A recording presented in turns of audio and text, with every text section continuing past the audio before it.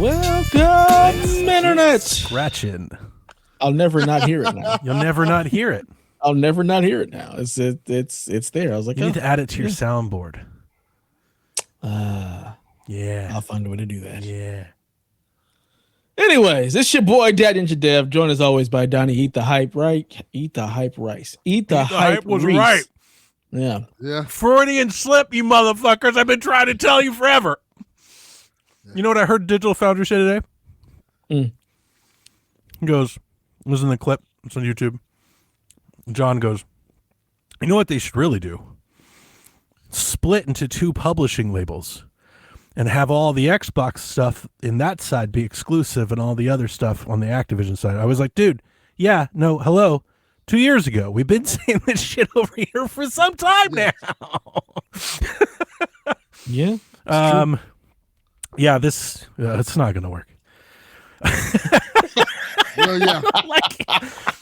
At least as it's currently constructed. Now, I guess the hope is that you're like, well, it won't be like, sure, but I can't wait to get into that because that was a Brownsian weekend for them. The Xbox has been the Browns all week. It's to astonishing levels of like. It's what they do. I don't want to say ineptitude because there's a lot of very smart people doing that, right? But like, I don't know how you do it like that. Like Xbox just boxed an X more than a box has ever been Xbox before. Like that was an all-timer from them, and that's saying a lot. I respect it. Yeah. At a time, it's fucking impressive. At a time when all the articles that came out Sunday was how they're back. Remember, they were back, or what was Destin's? They were. They changed the conversation, is what Destin said. Well, he was right about that. They definitely changed the conversation. They changed something. Like, yikes! Turned to, what the fuck are you doing? and you know the worst part, the games are good. Yeah. Fucking finally, the games are good, and here they go. It's fucking it up. It's astonishing. Can you? I am perplexed on so many levels about this. I know. It's so bad. Delvin couldn't even write a joke for his name. Like, it's so bad. I said, fuck this. This isn't funny. This is just depressing. The hardware and the motto was good for a bit, and the games weren't. They just didn't have the game to sell. And here they come. After all these years and all the cancellations and all the delays, they had a great showcase. Yeah. It was. Their little presentation, the games, was like, yeah, that's quality content. It's the strategy and the direction and lack thereof that pulls the carpet out from under all of it. And how they don't realize that is, I don't know, that blows my mind. You know what's funny? If Xbox would have did what Donnie initially said years ago that we thought they were going to do, this would all make sense. They would be in great shape right now. They'd be in a pretty decent shape because they'd have an identity and a vision. When we were talking about how people were worried about Xbox being like, hey, you know what? All these games are going to be exclusives except Call of Duty. That would be a whole completely different story. Be a whole different story because PlayStation would have been scrambling. Yes. Mm-hmm. They had the cards and they were like, nah. They put out Starfield. Yeah. Starfield did not do what they needed Starfield to do, and they look, we've beat that dead horse. They quit immediately. So now the question is, this is ultimately my biggest question, and we're going to break it all down. But my biggest question is, do you believe them? No. That's the question that actually matters. And if you're going to answer it, do you see anything they said this week and you go, yes, after all the other times they've lied to us before, right? Do you believe them? No, I don't. I want to believe that they believe themselves, but the reality is, or do you think they cave at the first sign of? Yes, I don't believe them because they don't believe themselves. They don't believe in themselves. I agree with you, Delvin. Every chance they get to show us that they do, listen, they show us that they don't. We'll break it down. I got the quotes. We got the news. I think it all depends on how much leash Asha gets. She's gonna have to spend like crazy. There's a way out of this. There is a way out of this. This is not. They're not dead by any means. There's a way out of this. It's just going to cost a lot of money at a time when today she already mentioned they're not making a lot. So the only way to acquire market share is to offer something usually at a much better value than your competitors. You've got to buy your way in. Yep. And This is the worst possible time to do that. at a time when the cost is constantly going up. Like after we talked about all of this and all the long nights where we debated the ins and outs of all of this, I came to the conclusion that I thought it might be best for all involved for Xbox to go third party. Yep. I honestly was like, yeah, just be a PC maker, like make a PC, have your front end wrapper. Sure, it's not going to be a mass market device, right? Like a console, but like do that. You'll have an identity. All your games are everywhere. You're the biggest publisher in the world. Like that's your thing. Yeah. And this 180 on no, we want to extend hardware again. Like that feels out of nowhere. It does. It's really odd, especially seeing as how like every generation we hear about how this is the last generation of hardware. And when we actually seem to be getting to that, this is when you want to double down on hardware? Like after everything and you've at these already costs? done. Yeah. It doesn't make any sense. It's really strange. Yeah. Like it's like, I don't know, they crunched some math and we're like, yeah, but we need to sell consoles again. Where did that come from? Yeah. I'm not, and I want to be clear. I'm not, if they actually try to do this again, I'm all about it. I want to be 100% clear. I know you both know that, but if you're out there and you think I've said it from day one. The only way to have a successful platform is to push the install base. Game Pass depends on it. And the only way you do that is with exclusives. I don't care if you like it, don't like, that doesn't matter. That is the model. Yep. And to act like it doesn't matter, well, we've seen what that did. It tanked their market share, what market share they had. They've tanked. So if they want to go back and go full exclusive, I'm all about it. But what they did this week, that's the worst thing they could have done. In my opinion, it's like, for shame. Terrible. Yeah. But we'll get there. We'll get there, yeah. I feel like we might as well just jump into the news because we're going to be here for a good time, not a long time. I enjoyed shit. Short show. I don't know that. Has anybody played anything that they want to talk about? Rise of the Tomb Raider is pretty great on Switch.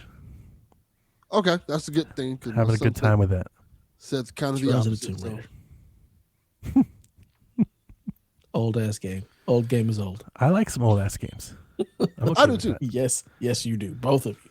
Should be our new website, our new name, Old Ass Games. Yeah. I mean, I replayed Rise last year. My favorite Tomb Raider.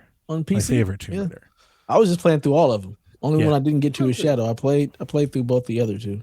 Is Rise my favorite? It probably is. Rise is awesome. I love Rise. I think it's like I like the first one a lot too though. Me too. I really like the first one. The brutality of it. Oh, that first one is just brutal as fuck. It's uncomfortably brutal. Like y'all shouldn't have been making this. Uncomfortably brutal. It's pretty great. Bit, yeah. There's a couple of scenes where I'm like, oh, the spikes. Yeah. I mean, yeah, it's good stuff. All right, well, there's the beginning segment. Donnie, we're getting into the news. I see the first thing we're talking about is your favorite games of Game Mess. That's all. Honestly, that's all the news was going to be. I had this here. That was it.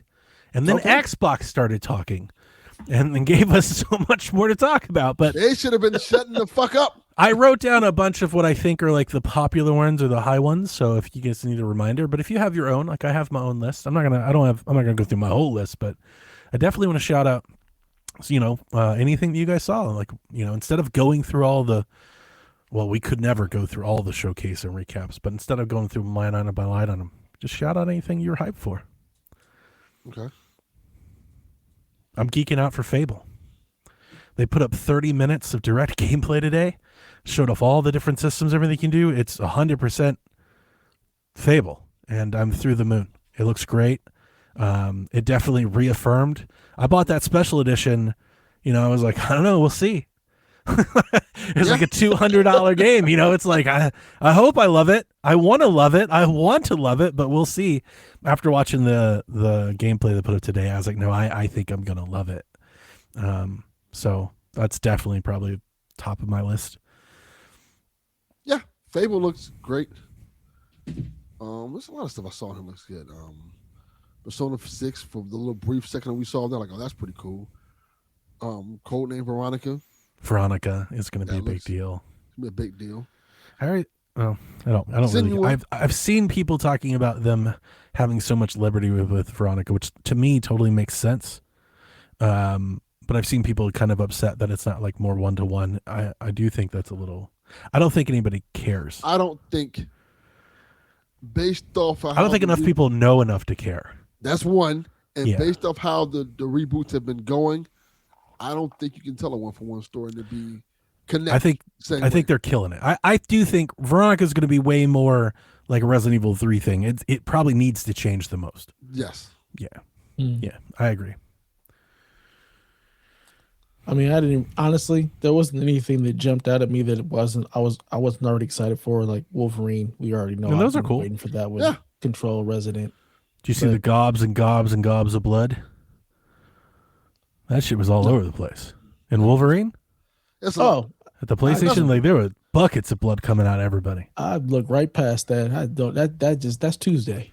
You know, it's kind of bored of video games. Josh was like, it really kind of turned me off, and I was like, wow, you know, because we do Decade of Horror together. But I mean, it is gratuitous blood. It's a lot. I kind of But- get it. that's what Wolverine is. Honestly, It yeah. kind of pulled me in. Like I have not been interested in it. I'm still kind of not. But it's like more so than it just being the superhero thing.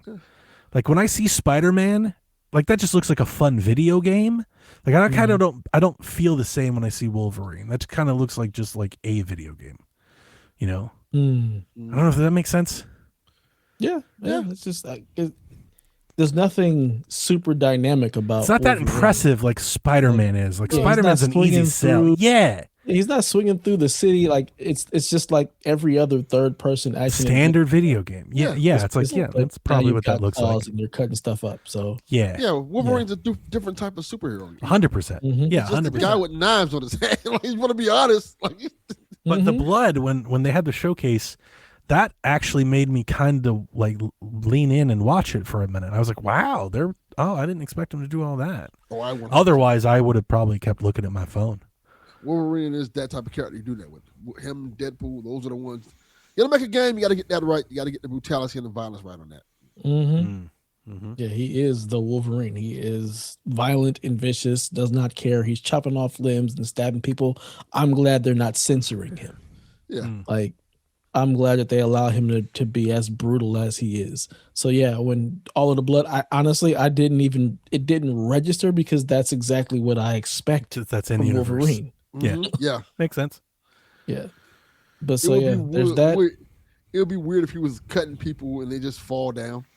Yeah. Yeah. Or if he was just fighting robots, there wasn't any blood. Oh, Like I man, could don't very easily see them do dumb give me stuff Gears like that. Gears 4 Yeah. PTSD. Like, no, not again. We fought so many robots. It was like it was in the damn Clone Wars. Yeah. Mm.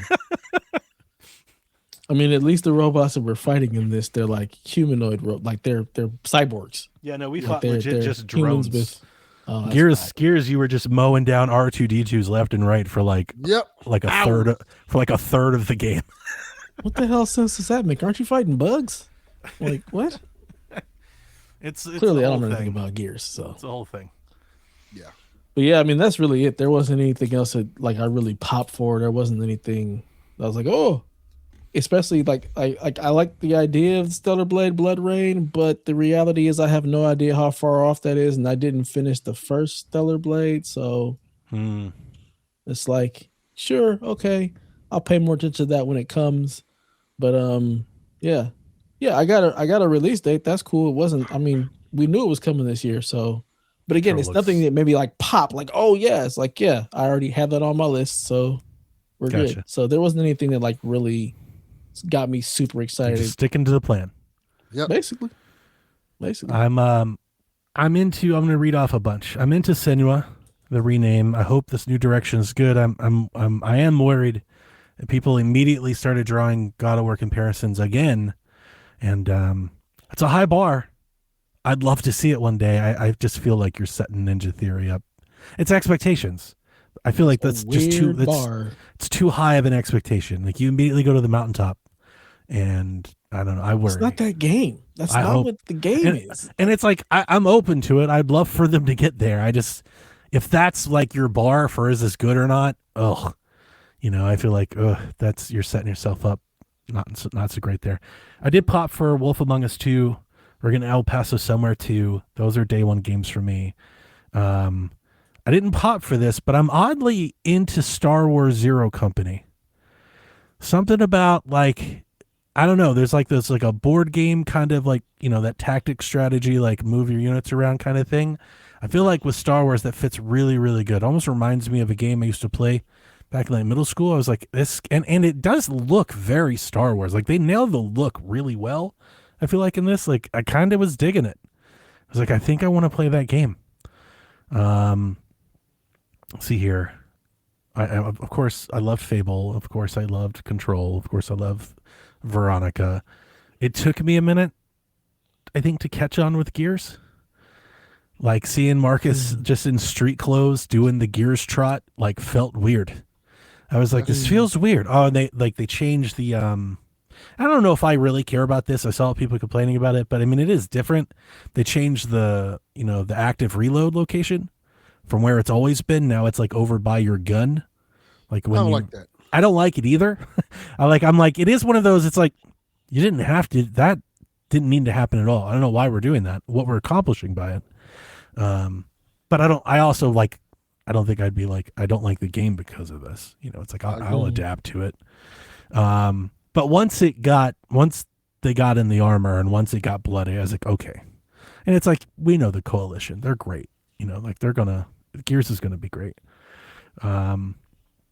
And then, of course, the only other thing I'll shout out is I really love the Road to Dust and Sorrow, which is this indie game that I picked up in one of the showcases. I saw it and I was like, oh, this looks pretty good. And there was a demo that went up on Steam, and it's essentially a 2D pixel art, like Resident Evil game with the themes and the font of The Last of Us. The one that you were showing me. Yeah.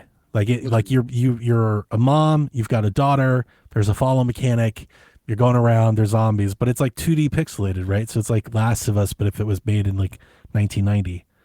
And its mechanics are good. The shooting mechanics are solid for a game that looks like that.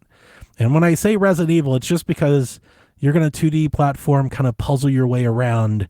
Like you're going to go, it's almost like a Metrovania, right? You're going to go over to the right side to find the key card, to come over to the left side to unlock the lockbox, to get the thing, to go like, yeah, it's that standard kind of game. But it's got a cool aesthetic. It's got a cool vibe. Like it's doing what it's trying to do very well. I was kind of like, I played through the demo twice. It's like, I love this. So that kind of shot to the top of like my favorite game I think I discovered this week at Summer Games Fest. Nice. Of course, we had the Nintendo Direct yesterday. Ocarina of Time is real. New Xenoblade game looks amazing. Fire Emblem looks Your dope. dreams, baby. Splatoon looks great. We're oddly, I don't know, it's not odd. It's probably expected. Our show's called the Nintendo Shack. But Dev, we're oddly really positive on this showcase when the internet is pretty not. Like we are very much on a polar end here. There's a little spirit here that feels like it was during the MTCG days. Like I'm looking at the internet and I'm like, y'all are just wrong. Like I'm sorry. It's like it's hard to hear the arguments. I feel like the arguments are weak. They make no sense. It's not even that. I think I have many, many years under my belt of arguing with Dev, where I have really learned. Well, we've gone back and forth. I've really learned that I can separate what I think something is good or bad. I can separate that from like whether I liked it or not. To me, a showcase can't do that. A showcase is not good or bad depending on what it picked off of my personal bingo card. Like that's not the criteria. I almost like grade it like on a rubric. Like, did this thing have a lot of things people want to buy? Did it have new surprises? Did it have exclusive content that sells the console? Like, these are the things I think of make a good show at E3, a good Direct, a good PlayStation State of Play. You know, like I can look at something that didn't have a lot of things for me and I go, yeah, but it had a lot of things for a lot of people. Correct. That's a good show. Like they had a good show. You are looking at it from an analytical lens where there are just too many voices that do this, that it's about how they feel. It's not about analytical, what was shown, what is this doing? Is it furthering the brand? What are we doing to bring people into this? It's always like, was it a positive I don't like show? These games. I don't want to play this. That doesn't interest me, so it's a 2. Like, I also that think is how everything works. I think my age is working against me here because I as I'm posting and talking in Discord, like I'm looking at it and I kind of reading it back and I'm like, how old am I that I'm bringing up how things used to be in the Wii U years? Like maybe I need to recalibrate. No. Maybe my standards are too low. Like I'm like, are my standards so low? Because people called yesterday's Direct, like I think and it's not that everyone's hating it. I wouldn't say that at all. But I feel the common word that I'm seeing is disappointed. They're saying they were disappointed in yesterday's Direct. And the thing that I can't square in my mind is this thought that I have when I read that, I go, if you were disappointed in yesterday's Direct, then I feel like you'll be disappointed in every Direct. Damn. Like, I'm like, what is the other Direct that you're referencing to? Because I come from a time where we once got Mario Tennis Ultra Smash. And like, that was the big game for the year. Like, I have sat through some truly bad Directs, and on no level did yesterday's Direct come close to what I've ever considered a bad Direct. Dev. Go ahead, Devin. Grown men were crying tears of joy. Yeah, I know. And it wasn't like 1 or 2. There are like hundreds of videos of men watching this Direct and crying tears of happiness, man. Tears over what? Ocarina, just coming, it being remade. You know, it's a very Final Fantasy type thing. Here's the thing. Yesterday, I think the majority of the big announcements from yesterday's Direct, I'm not getting. I'm still getting 15 things that were shown yesterday. I'm going to buy 15 games that were in that thing. I'm about the same, yeah. That's a lot of games. Do you have any idea how much? That's 8. Let's count that up at Nintendo prices. That's a lot of money. How is that disappointing to anybody? So to the age thing, you're absolutely right, because you can remember a time when there weren't a bajillion fucking games to play. Yeah, it's like, what's the Direct you're looking for? Zelda, Mario, Pokemon, like all of it at once? I think it's just the fact that there are so many games to choose from at this point. Like it's a glutton. There's just so many games all the time. There are tons. So for you not to get a bunch of the games that you want, it ends up feeling like, well, this is a disappointment. I don't want to play any of these things. Or, it's all this third party stuff that I've already played, but I've got so many other games to play. Dude, in order for this to pop or be big, it has to have all of these different things at once. And that's just not the reality. On the Switch, gaming has ever worked. People got excited when games that had been out for 3 years got announced. Yep. When Doom came to the Switch, it was a whole thing. It was a whole moment. Doom had been out. Red Dead came like 6 years later. And we only got the first one. Everybody had played Red Dead 2. We'd only ever got the first one. It's like, I'm looking and I'm like, how fast we forget of what these can be. It's all living in the now. What have you done for me lately? Nobody thinks about it from that more analytical lens. It's the internet. And I feel like this is why we always waste. When we debate, I've learned this because we debate and we will get caught up on best versus favorite, right? Because I will take that hat off. I'm like, listen, I know I'm a Nintendo shill, but because I want to look at this somewhat like can we try and grade these on some sort of standard rubric? I always tell on Shaq, I always say I grade these things based on how many things I want to buy out of them. I think that's the only way to truly grade any showcase is how many things are you buying? How many of these products do you intend to purchase? Yeah, and see, I could do that, and then the Nintendo would get a 0. Of course.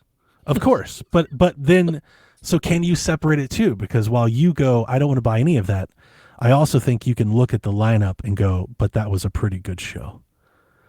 It's very hard for me because none of that stuff doesn't interest me in the least. it's like, okay, cool. There's a bunch of games coming, so yeah, it's good.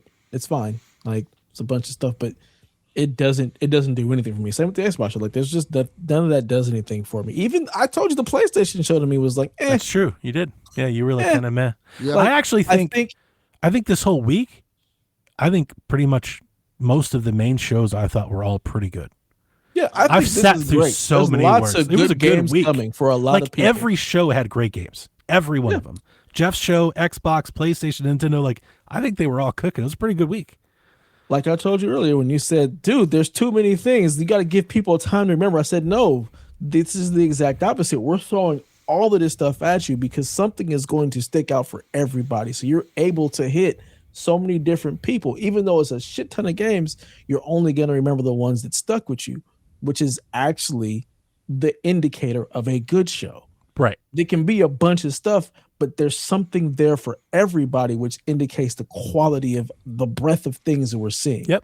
I agree with you. Everybody had something that they can find. Yeah, That's what games should be. I had a great week. I thought it was a great week for gamers. If you're into did gaming, this felt like I wouldn't say a special time, but it's like I felt like It's a classic E3 week. It really did. That E3 energy did sound, it felt there. I want to say I felt like it caught up. Right? It's like it's like finally this generation is maybe like paying some dividends back. It kind of felt like we've behind us. Feels like we've always kind of been a little bit behind, and things have been a lot of delays, and there's like we've seen a lot of the same things for a long time, right? For a few years, and it's like, okay, all that we've went through, it's finally about to pay off. And now we're just getting game and game and game and game, week after week after week after week. It's a lot, but that's a good problem to have for customers. Fucking games. I fear that's a bad problem to have for publishers, because there's gonna be games that get lost in the shuffle for sure. Yeah. Nobody can buy all of this. I'm This trying, is and definitely the biggest list of games that I've had in probably the last 4 years of games that I actually want to buy. yeah, Like this is the biggest list, and I've bought a lot of games already this year. We're typically I would have bought one or two. I've bought like 6 or 7 games already this year, so it's definitely a really, really good year for games. It is very much so, and we got a lot more to go too. Yeah, right. You look at all the stuff that's already come out, and it's only June. There's September alone. yeah. September and October is a murderer's row for murderer's row. gamers. Yeah. Ridiculous. And it's not going to help when these big brands jump in there, right? Because they're going to steal a lot of that attention. Yep. Man, it's going to be interesting to see how that turns out. I'm hoping it means a real competitive Black Friday. We haven't had one of those, I feel like, in a few years. Oh yeah, A good Black Friday, a good Christmas season. It would be that's nice. the one thing I hate about the gaming industry is that everything is always so hung up on like day one purchases. When like if you're releasing something in September, like you got to be hoping used to for a Thanksgiving purchase, a Christmas. We used to purchase. That's what we're celebrate looking at. Black Friday as gamers. I used to load up. There were games that I would always say I'm going to buy that day one, and then I'm going to wait for Black Friday on that one. Yeah. And lately the Black Friday sales just really haven't been there. they've been terrible. Yeah. And there's a lot of stuff. I think out of competition alone, I feel like Black Friday shopping should be pretty competitive this fall. Yeah. There's going to be a lot of games that are just trying to boost some numbers. Hopefully. I could very easily see everything just being like $5-10 off. I can see them being Well, like, shit's too expensive. We can't. If afford inflation this keeps kind of- going, that's kind of the it's real tricky math. It's getting tight out there. So if you don't, that there's competition. If you don't, somebody else does. Well, That's all I got. You're gonna get this $30. I hope whatever comes at that cost, that you got my money. Like it's tough. This is it's financially, this is just it's a tough time everywhere. it really is. Of course, It is. Unless you're delving, you're buying, fucking arcade cabinets left and right. left and fast right. But look, I could have 8, but I don't have enough money to have 8 now, so I have to kind of fall back. So you got 7. You got 7 instead. You gotta tighten up. Got to tighten up belts a little bit. You got the multi-table. You got the one that can be mini tables. Yeah. I had to slum it. Hard times, stuff. baby. Yeah. Load management. I probably don't have the time to even beat Black Flag this year, but I'm going to try to buy 50 games apparently. Because my list is long. I don't know. I haven't counted them, but my list is long. Like, literally the Nintendo Direct, and I know they don't all come out this fall. A couple of them are slated for next year. But we do the we have the little worksheets, Dev, after the showcase for people cross off the things they want and which ones they don't. Mm-hmm. I've seen them. Yeah. And like I said, I'm not into all these RPGs. I'm not getting Final Fantasy, ReFantazio or whatever it's called, and I'm not gonna get Kingdom Hearts. Like, these are big announcements. I'm not interested in those. Even with me not interested in those and the Ninjalas and that Juju Kitsugami, whatever the hell that thing was called, there was still, I think there was 15 things on the list. I was like, that's so many games. That's $1,000.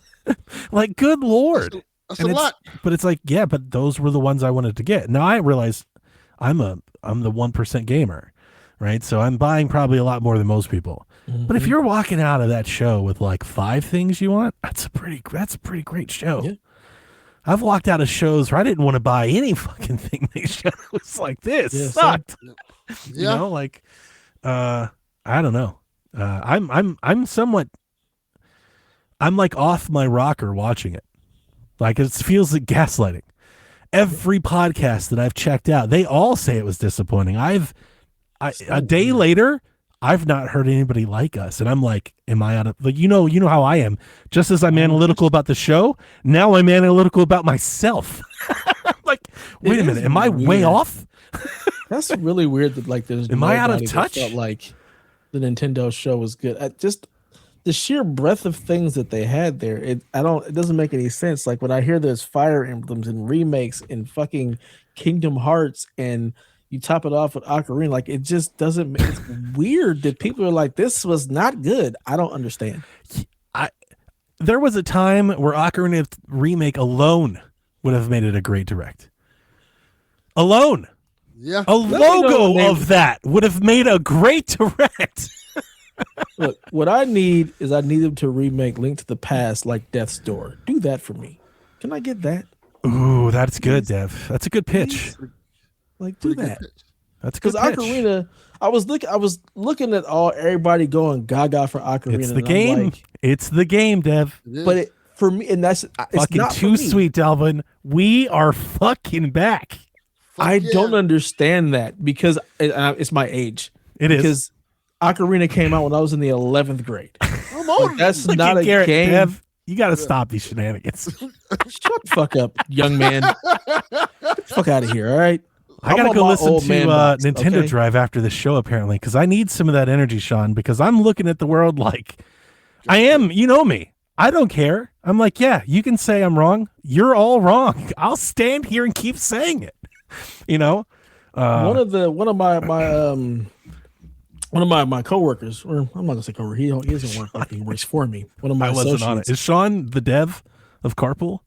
Probably. We should cast Carpool as PSVG characters. That ain't a good idea. No, it definitely is age John 32. Delvin is just a child.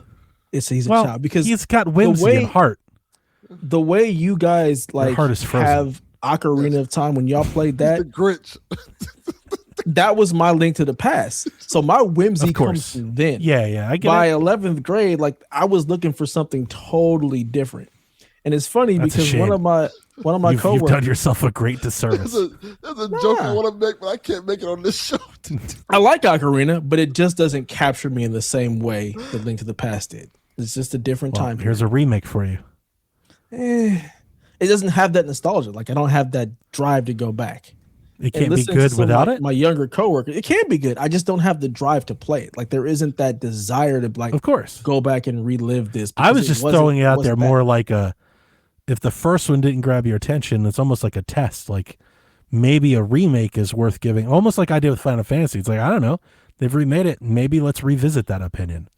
Let's see, I played through that whole game and I enjoyed it. It just wasn't, it doesn't capture me in the same way that Link to the Past did. Like, I will replay Link to the Past over and over again. Ocarina of Time was cool, but it's just not, it's not the thing that I want.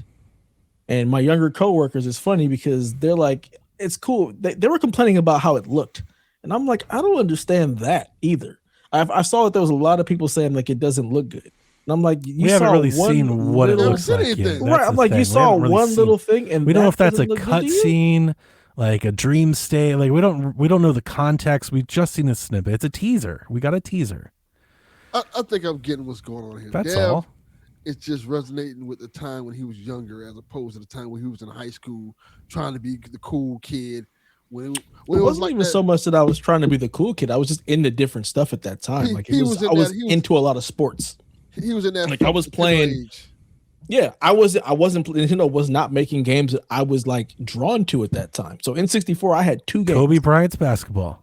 Yeah, no. NBA Hang Time, and like what are you talking about, Dad? NBA Hang Time and Link to the Ocarina of Time. Those are the only 2 games I had on N64. I played a ton of GoldenEye, a ton of Smash. We played a bunch of Mario Kart. Like I played a lot of those games, but those just weren't the games that were. I get it. Yeah, you don't have to defend it. I get it. So, yeah, but I remember if my son wants it, I'll get it for him. But I don't know. I'm over the moon because I honestly didn't expect them to go like that full send Final Fantasy kind of treatment. Like this feels talking about like remaster, very new for them. We all do, and that's the point. Like what the hell? Why are you just showing me that? Oh, see, I've seen a lot of that. You know me, I want to see old Link too. Can I get the skip button? Yeah, they're teasing. Adult Link. I don't want to play this little boy. And I understand people want to see more, and that may cause some frustration. And of course, I would like to see more too. I feel like I'm a little more patient, I guess, because like we get teases all the time for games that take 5 years to come out, 7 years to come out, 8 years to come out. They literally teased us and they were like, oh, this shit's out soon. It'll be out this fall. It's like, okay, I can wait. Like, let's build some anticipation. Like, I can wait. Show me what this shit can do in August. I'm fine with that. That's fun. You know, I didn't take that as such a negative. I was like, we saw it. We got the tease. We can speculate. Yeah. Again, that's the analytical person in you being like, there was all these other things that were great also. So I don't need to see a whole lot from this because also I know they'll do a direct just for this. A lot of times it's like wrestling, right? Sometimes this crowd has to go home sad. Yes. So when the crowd goes home happy, it builds to that euphoria.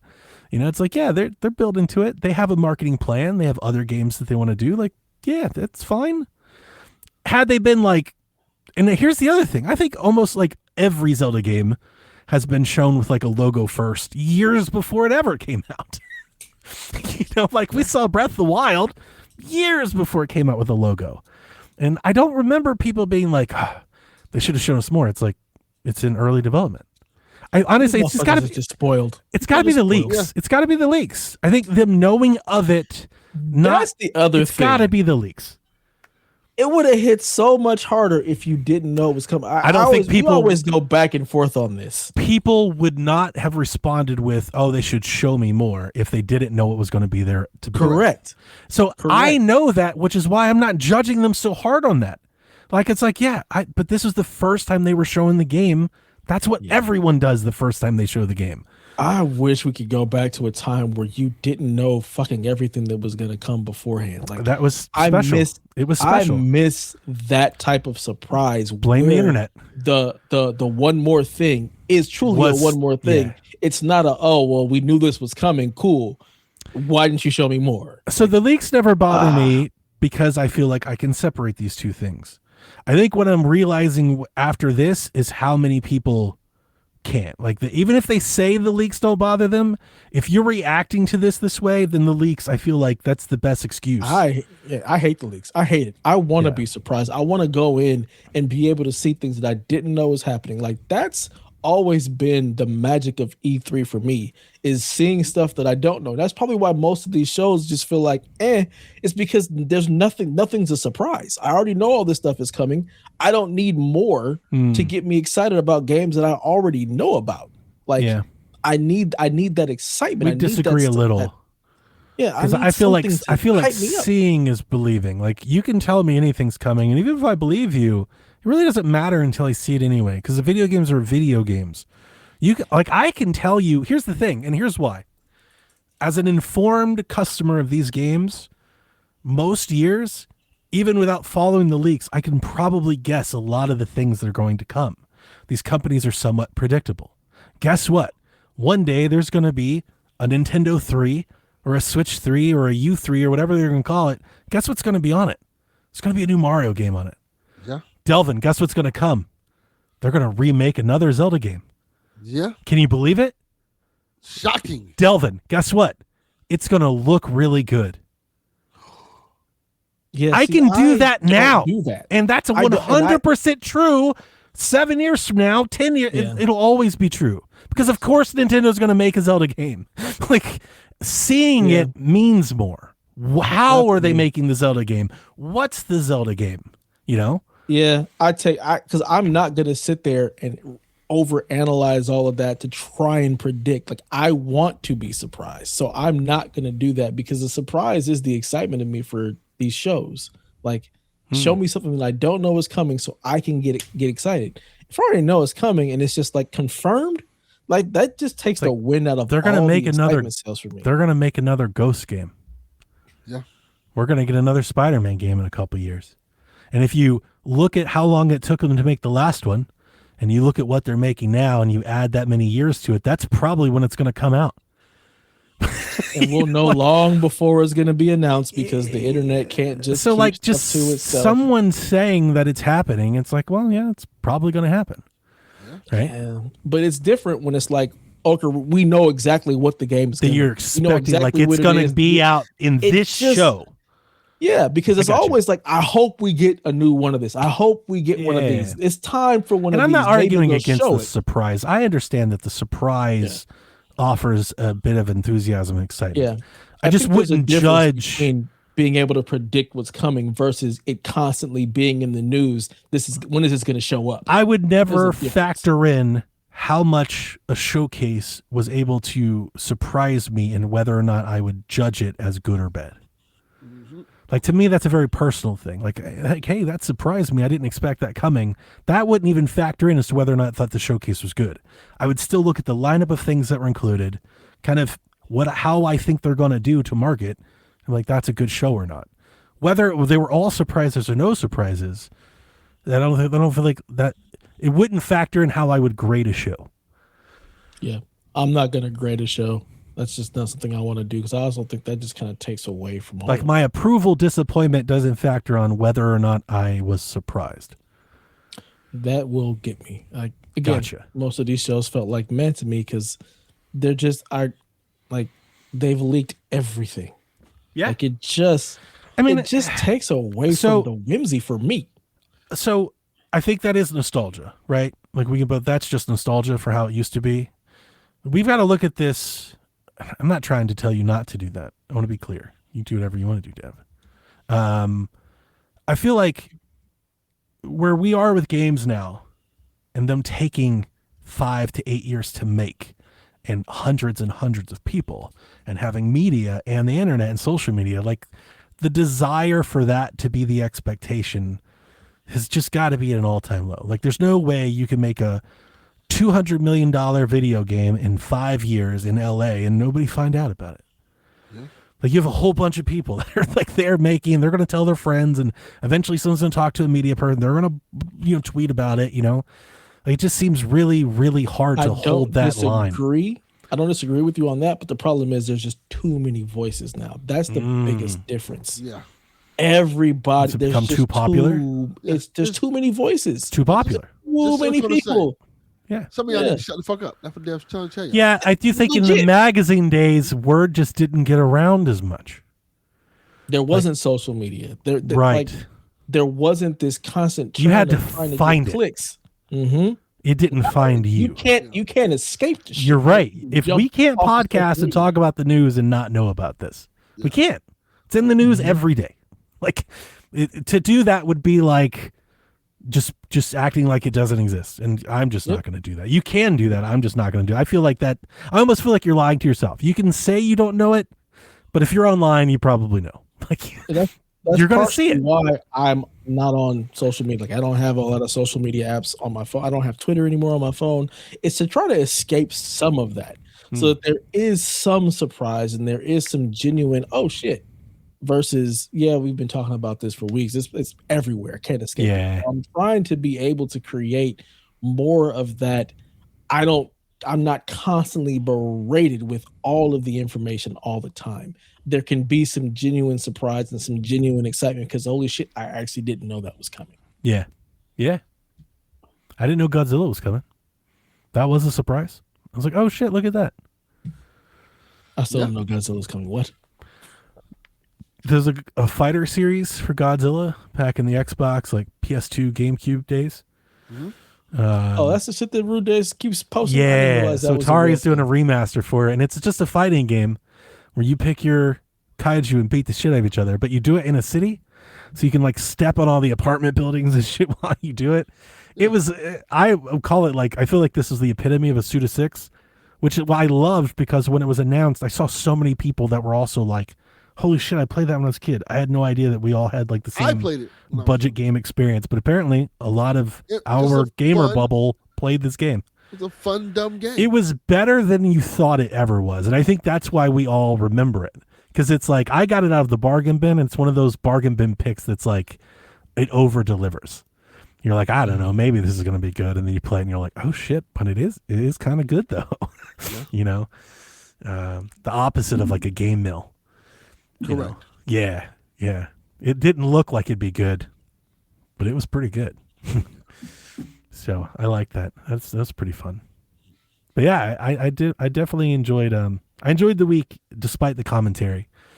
And, yeah, I was very happy with the show we had. Not that we were all in line. Rebecca wasn't as hyped as we were. But me and Delvin, we had a great day. We did. We did. It was a fun fucking day, man. I was in the chat just for a little bit, and yeah, it was very positive. We're having our NWO antics.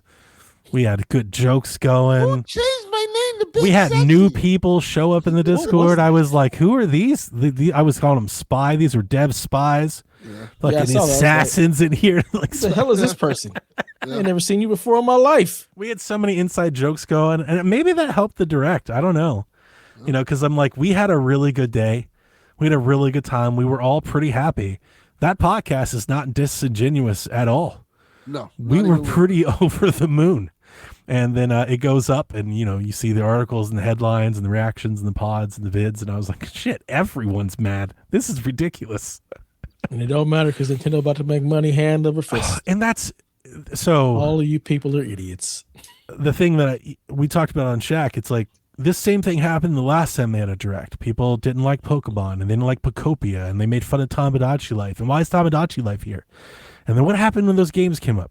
Everybody's playing them. Everybody's sharing screenshots. Everybody's talking about them. Tamagotchi Life is selling like gangbusters.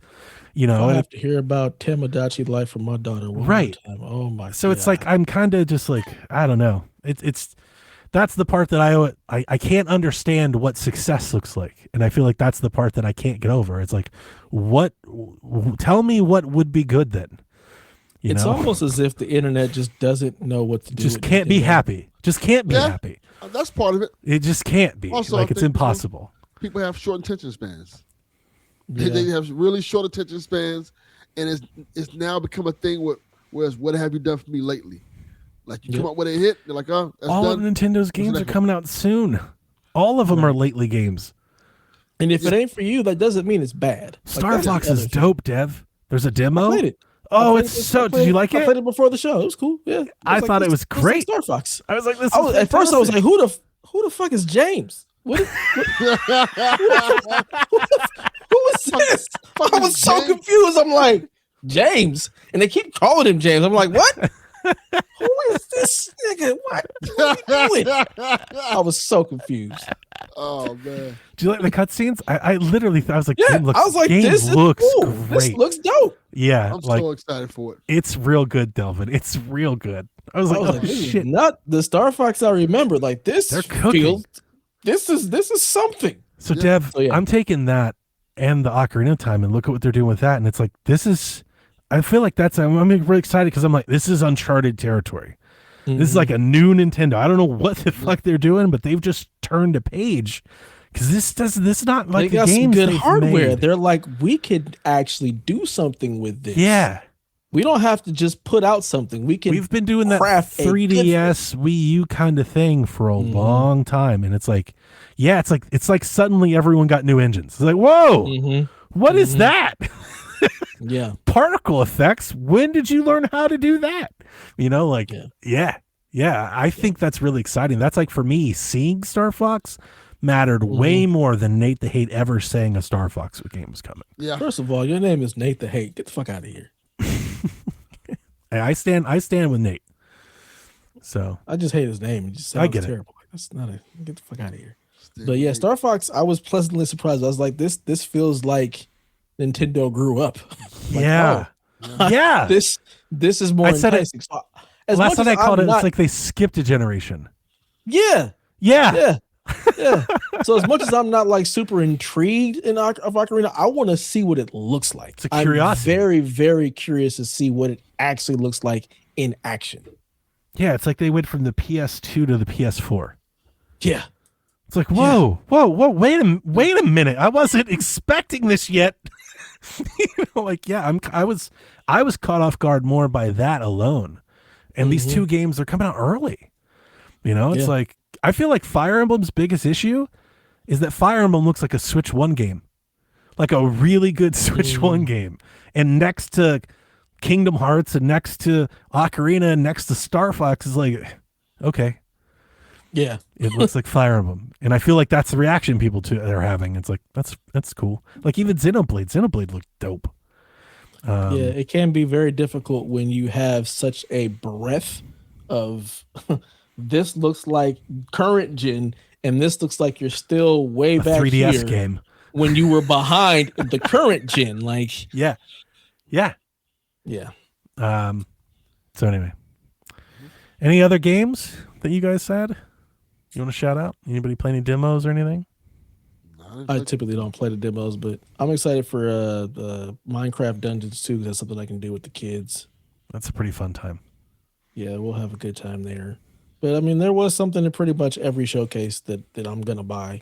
I mean, I already bought Deltarune, so that doesn't really count. But my son is very excited for that. He loves that game. So I showed him the trailer this morning, and he fucking lost his mind. Dev's son is cool as shit. He is. Love that little kid. It's like Jack. Our kids are so damn cool. He's a cool kid. Yeah. I need them to hurry up and give me a date for Ren's the damn cool as He-Man shit. game. Yeah, definitely is. Yeah, your son's cool as hell. He's hilarious. He's hilarious.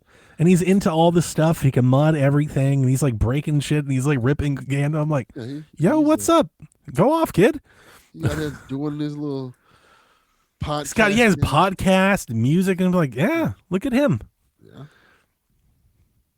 My daughter's on in you, that Cuphead right now. We That's forget. cool. We just forget she exists. We don't ever talk about her. Because I feel like she's holding the household together for real. Because she is like me. When I was younger, I didn't care. Like I just want to be left alone and play video games in peace. And that's how she is. Like, she came over here tonight and she was like, "Hey, she's like really into Cuphead and she likes it a lot." And she was bringing her Switch 2 over here. I'm like, "Why are you bringing another dock?" Because she's bringing it from her mom's house. I'm like, "Well, I want to play it on the TV." I'm like, "Why don't you just take my extra dock that I have in the room?" Because, spoilers, my Switch is gone. No, the Switch I lost. So just take that dock and put it in your room. So she took that dock, put it in her room, and she's been playing Cuphead quietly all night. That's Love that amazing. game. My daughter Man just got extra docks, huh? That's how we feel. Well, no, he gave away a Switch. I know. I gave it to New Orleans. He gave it to the streets. Here you go. Y'all need some games in your life. Rebecca tried to lie to us, Dev, talking about some, I would have returned it. Bullshit. We don't believe Rebecca. I don't believe her for a second. No. Not even a little bit. It's like Dev's NES. No chance. You want to believe it. I believe you wanted to believe it. I'm getting tired of this shit, all right? You can get tired all you want. I'm right. Like the Direct and like Xbox, hashtag Donnie was right. You're not playing no NES or no damn Beach, Dev. You know They're it. the only games and that I have know replay value. I know it. Those games are tough. I will keep playing those. I want you to take a polygraph. Let's do it. I'll drop it when you take a polygraph. Let's do it. You're lying. The Nintendo is going with me. because those games will keep me entertained. I will get so bored trying to play Uncharted again. Like, that's the one thing I can say about the NES and the Super Nintendo. Like, those are games that I'd actually want to go back and replay. Everything on current gen, it's like, once I'm done with it, I have no desire to ever go back and play that shit. That's so sad. It's just, there's just not enough there. Like, the story's over. NES was just, it was just gameplay. I don't forget them. That's why I don't rewatch movies. I legit. Oh no, so maybe that's a big thing. I definitely like. I get to a space. There's a few years, and then I'm like, yeah, I don't remember half of that. Let's do it again. We watch movies all the time. I'm completely the opposite. I will remember everything about that, and like when me and my wife rewatch stuff, we've seen it 57 times. I'm like, how do you not remember this? How do you not know exactly how? I rewatched the direct. I almost did that. Yeah, I don't like rewatching stuff because I remember everything, so I get very bored and I'm off somewhere else. What was the game that I was making fun of? Jujutsu Kaisen or whatever it's called. Jujutsu Kaisen. JJK. So I kind of made fun of that when it first popped. I was like, what kind of name is this? And then on the rewatch, I actually paid attention to the game and I was like, game kind of looks sick though. Like I was like, I see what they're doing and why it's here. Dope. But I don't know anything about it, and I think the name is doing what the game is total disservice. But the game felt very inventive, and I was like, oh, it's like the Mario 99, the Tetris 99, but for the Vampire Survivors likes. It's like you're playing Vampire Survivors while also competing in a battle royale at the same time. It was like, I actually could see a lot of words that turned me. I could see a lot of people play that game. You know, like that feels like something could catch on. That's viral. That's novel. That's something new. Yeah. In a franchise that a lot of people like. So maybe that's going to help it because I was looking at it like, but not with a name like that.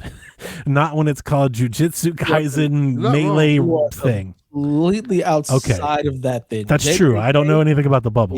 Huge. I just felt like the name doesn't tell you what the game is. Like you don't you know, you it's even saying it's anime. It's like that game doesn't. People are going to show up because it's JJK. Just because. Yeah. Okay. Super well, that's good. That's how much gravity that anime has. People so that's good then. Maybe that game will catch on because the game kind of looked pretty. Like if that game had a demo, I would have played it yesterday. I was like, I kind of want to try it. I don't think it's for me, but I wouldn't mind trying it. It looks fun. Your boy love a demo. I really do. I don't play that many demos. I don't either. That was a throwback to MTTG and Gabe. Yeah. That was something he would say. Yeah, me and Gabe both did. We sent each other demos. Yeah. I do love a demo. Even like I play demos to games I'm sure I won't like, but I thought it looked cool and I want to try it. Like, yeah, I want to see what it's like. You know? Put all the games for buying a lot of games and bring back rental stores. That was my demo. $2. Yeah, let's go pick up this game for the weekend. Mm-hmm. Played so many bad NES games like Platoon. God, to me, that's exactly N64 when I think about renting games. I think about N64 because I couldn't afford them. That was those my fuckers Nintendo, were expensive for a long time. They were very expensive. They were expensive as hell. I traded a PlayStation 1 just for N64 games. That's I was like, I've got these. I forget what I had. I had like WWE Warzone. I remember. I want to say Crash Team Racing, and maybe Tomb Raider. And this kid had an N64, and he was like, "Yeah, I just don't really play it that much." And I was like, I also had an N64 with games. I was like, "I'll give you my whole PlayStation." It's like you can have the system and the games. I got 2 controllers. I'll just give you all of this for like half of his games. And he was like, "Sure," because they were pretty expensive for a long time. What a good era. What an era of time where you could just be trading kids for like consoles and shit. Yeah, man. Dude, everybody had consoles. We traded all the time. Yeah, we traded stuff all the time. Yeah, you had the community. One person bought the game and y'all just shuffled it movies. Around. Yeah. I've told you the story in the past, but I had friends, Larry and David, and they used to get all the wrestling pay-per-views. And they would always invite me over to wrestling pay-per-views. And I was like, I still remember, like, man, I fucking love those guys. Shout out to Larry, David's dad. Huh? Larry David. They record him? No, they didn't record them, but they would always like have them. See, that's what we would do. They had a bunch of movies, like the Disney movies and stuff, because I was like a kid, and like her mom would be like, "Yeah, take it any you want, you bring it back tomorrow." I'm like, "This is awesome." We would just rent stuff from Blockbuster, hook up two VCRs, and just dub. And we just record things. Nice. My dad used to. Well, he had a stolen cable box. Yeah, we stole cable for a bit. Yeah, he had the box that had everything on it. So every time there was a Mike Tyson fight, it was like a big ass event at his house. Nice. And everybody would just go there to watch the fight, and it was just such. That's what made me a big Mike Tyson fan, because I saw like all the fights. Like every time you had a fight, every time the box would get scrambled and the cable company catch it, like nope, you get another one. We had a townhome that was broken into like 7, and one of the guys that moved in was a cable guy, and he just like split everybody's cable. So like we were stealing cable for a while. I'll never forget it, because my mom sat me down, and it was the first time I ever had cable. It was probably about 5th grade, I think, 4th grade maybe, and yeah, she was like, "Yeah, here's the remote. Here's how this works. You can just watch this now." And basically, I could watch while the person next door like wasn't using their bedroom. Like if they were using their bedroom TV, we'd fight over who could do the channels. But luckily for me, they never really watched much, because it only happened like once or twice. But what a time! Yeah, what a time! Great time. You guys ready to shoot on Xbox now? Fuck them. They're back, baby. Just like the Browns, man. Just like the Browns. It's like I get it now. I have a new appreciation for those personas. I'm like, yeah, no, I get it. I understand why you can't quit. It's a sickness. Pretty much. All right. So Xbox played the reverse card this week. We talked about it. They had a great showcase. Persona 6 showed up. There's a new Hellblade coming out. Gears of War E-Day.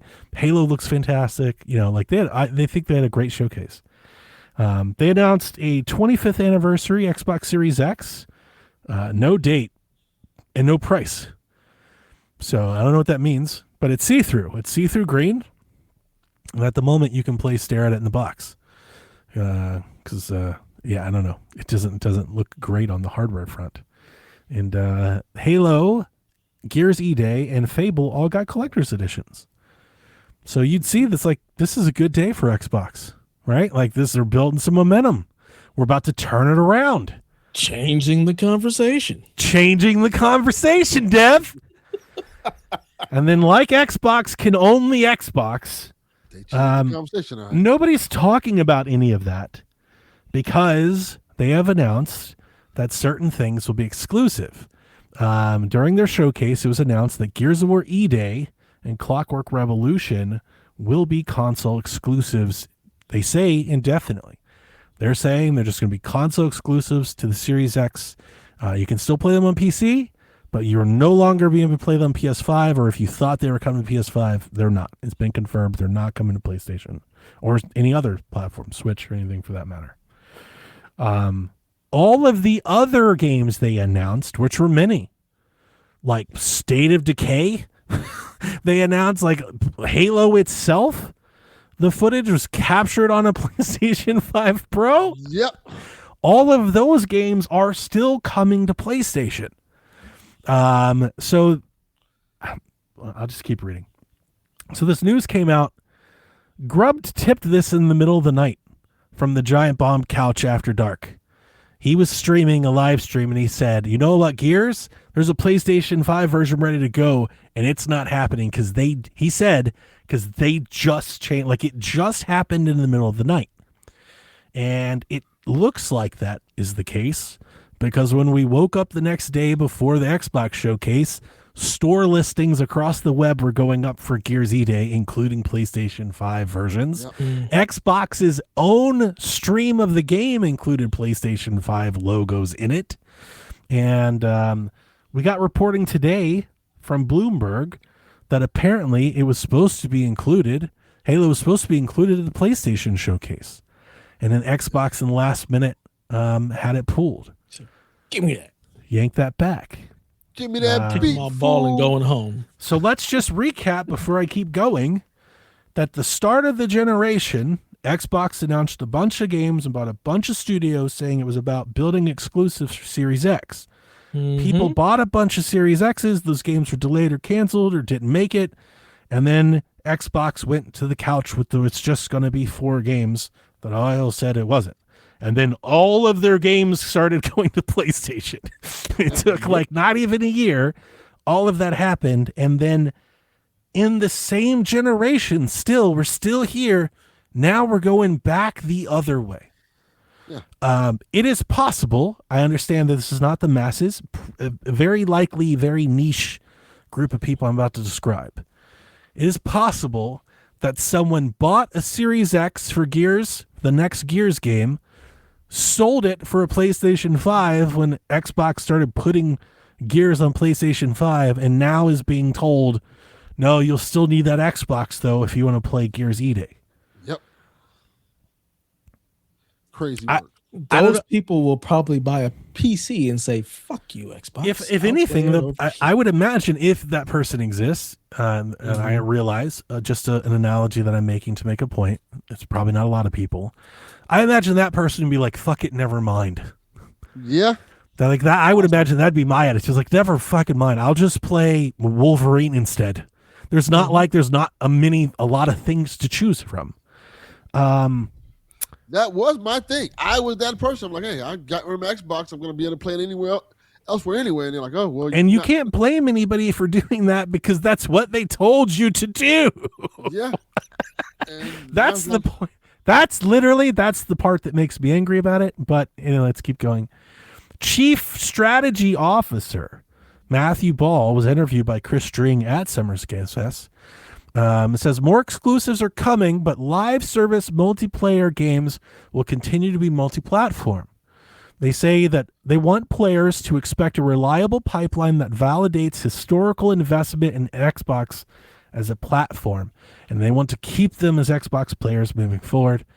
Everyone in the industry understands that exclusives are important to the growth and branding of the platform. Except for your selective amnesia in the middle of the fucking generation where you forgot that was the case. Christopher Dring, I love this so much. Christopher Dring then asked, why is Senua a multi-platform game when Clockwork Revolution is an exclusive? To which Xbox's chief strategy officer replied, no comment. He should have just said, bitch, on stage. This is not like an interview, we emailed them. He recorded, he had no answer for the question. How's that possible? You tell me. You're supposed to be the person with the strategy who knows exactly why the things are happening. For you to say no comment means you don't really know what's happening. Dude, that's wild. What am I supposed to do with that? Matt Booty says, we want people to have a reason to get on board with Xbox. We want them to have a reason to buy an Xbox and to be an Xbox fan. What does that even mean? Before we move on, it's worth pointing out that Ninja Theory, they're working on a new Hellblade game. Senua, apparently it's coming out next year, so really quick turnaround. The game that they announced many years ago that dealt with mental health stuff, Project Mara, that's been canceled. So if you've been tracking that one, that one's off the table now. Cool. Nobody really knows about that. You have to be an Xbox person like I used to be to really know that. I want to read you a couple of statements that I wrote down. These are things that Matt Booty has said this weekend. Are you ready? Mm-hmm. Big multiplayer live service games will continue to be multi-platform moving forward. Exclusivity will be determined on a case-by-case basis. We're doing one this year, we'll do one next year, and then we'll continue to think about it. That all came from him in 48 hours. He said all of those things. So that goes completely against being able to have a consistent pipeline of what I know is going The CFO signaled that there were more exclusives coming. Now they're saying there's one a year. Or there's one this year, next year, and then they'll think about more after those 2 years. There's no fucking consistency. Dude, I've been trying to tell you. Like why right. would I have any faith or place any faith in anything you guys are doing if I have absolutely no idea what is and what isn't? I can't even. There's no cadence I can ring my hat on and say yes. I know it's coming. Yes. Here's my issue. This has been my issue the whole time. The people fanboying and console warring, I don't even mind it. I actually think that's probably good for video games. I feel like more video games get sold when that stuff happens. Like, but don't be a dick. Like, you don't have to like hurt other people, but fun play around, that's good stuff. The issue here is that it's not about an exclusive. We're missing the forest for the trees. It never has been. The Xbox Series X has exclusive games, always has. There are games you can play on Series X you just can't play on PlayStation. It's not they just need one more exclusive or two more exclusives. They need a whole portfolio. They need a whole service of exclusives that attract people to a console because that's how you sell a platform. Here's the problem. Because of what Xbox has done with their messaging in this one single generation, that there is no commitment that they can hold to when a customer tries to choose there's no promise there. Nothing. What is the promise when you buy an Xbox? It used to be you were promised you had to buy this to play Halo, Forza, Fable, and Gears. That is no longer a promise. And them continuing to do this, well, we'll figure it out when it's advantageous for us in the future, and we'll never tell you ahead of time. We will never commit to it. Like, why would you choose that as the player? Or as the customer, not even the player, the customer. Like, if you choose it because your library's there and that's what you love, fine. Like, that's an answer. But if you're someone truly trying to figure out what to buy, their pitch is terrible. It has been for years. It's god awful, especially in a time frame where my dollars are so limited. I want to be able to know that, okay, if I buy this system, these things are coming. I can hang my hat on that and feel confident in my purchase. But if you're just completely wishy-washy, why would I invest in being an Xbox gamer when I know what I'm getting with Nintendo or PlayStation? I know I can miss out on these one or two games that may or may not come. Every storefront, Steam, you know what you're getting from Steam. We don't know what we're getting from Xbox if you try to choose their thing.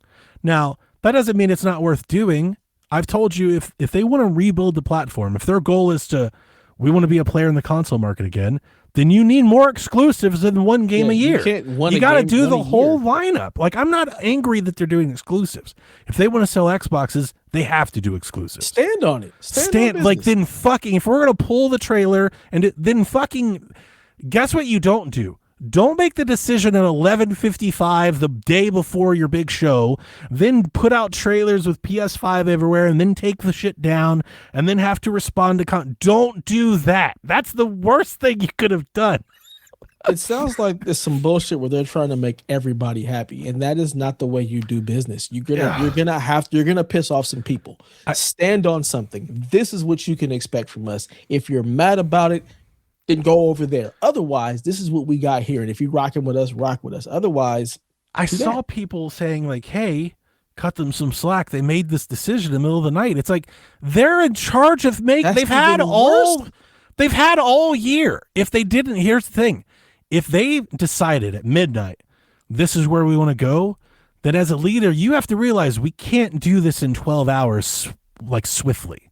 So let's take a step back, plan this out, and do it. This news, and by the way, as I've said, having one exclusive is ridiculous. It's almost like stupid. That's pathetic. Like, but it's not even an exclusive. If you were to say we are going to go back to a more traditional model, then do it when you launch the next console. Like, for the love of God, they should have never pulled the plug on this during this console. When they made that decision, they should have been like, we made a promise to Xbox consoles and we're going to see that through. Let's get to the next box and then we'll change. Nope. They've changed then and now they're changing again. And it's like, you're just destroying any credibility you have when you market anything. Who knows what the fuck that's supposed to mean? And And to make matters worse, of course, the thing that makes me, I think, the most angry is Xbox gave everyone that came to the show or who they invited to the show, they're giving them all free Xboxes. They sent them out in the world. And before this news came out, of course, what happened? Xbox is back. We're back, baby. Changing the conversation. There was a whole 24-hour news spin about how great Xbox was. And I was like, the conversation hasn't changed. They announced a bunch of multi-platform games and they had a couple exclusives. That's what they've been doing for 7 years. That's the whole thing. And the exclusives, the name made no sense. Like the Gears one feels like that was dumb. Clockwork Revolution, I don't think enough people care about. Now you're going to kill the audience for that by putting it only on Xbox. At the very least, I think they spent tens of millions of dollars porting Gears E-Day to PlayStation 5, probably, right?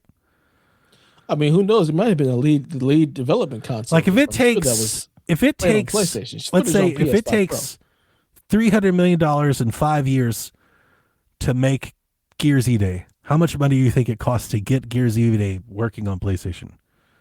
Probably, I wouldn't say a third of the cost, but maybe like a good 10, 15% maybe. Okay. So millions of dollars spent porting it that they literally just lit on fire for no reason. And you factor in they ported Gears Reloaded to Prime for E-Day. Like now it's all wasted. And the worst part is PlayStation was the only place you were actually going to sell the game.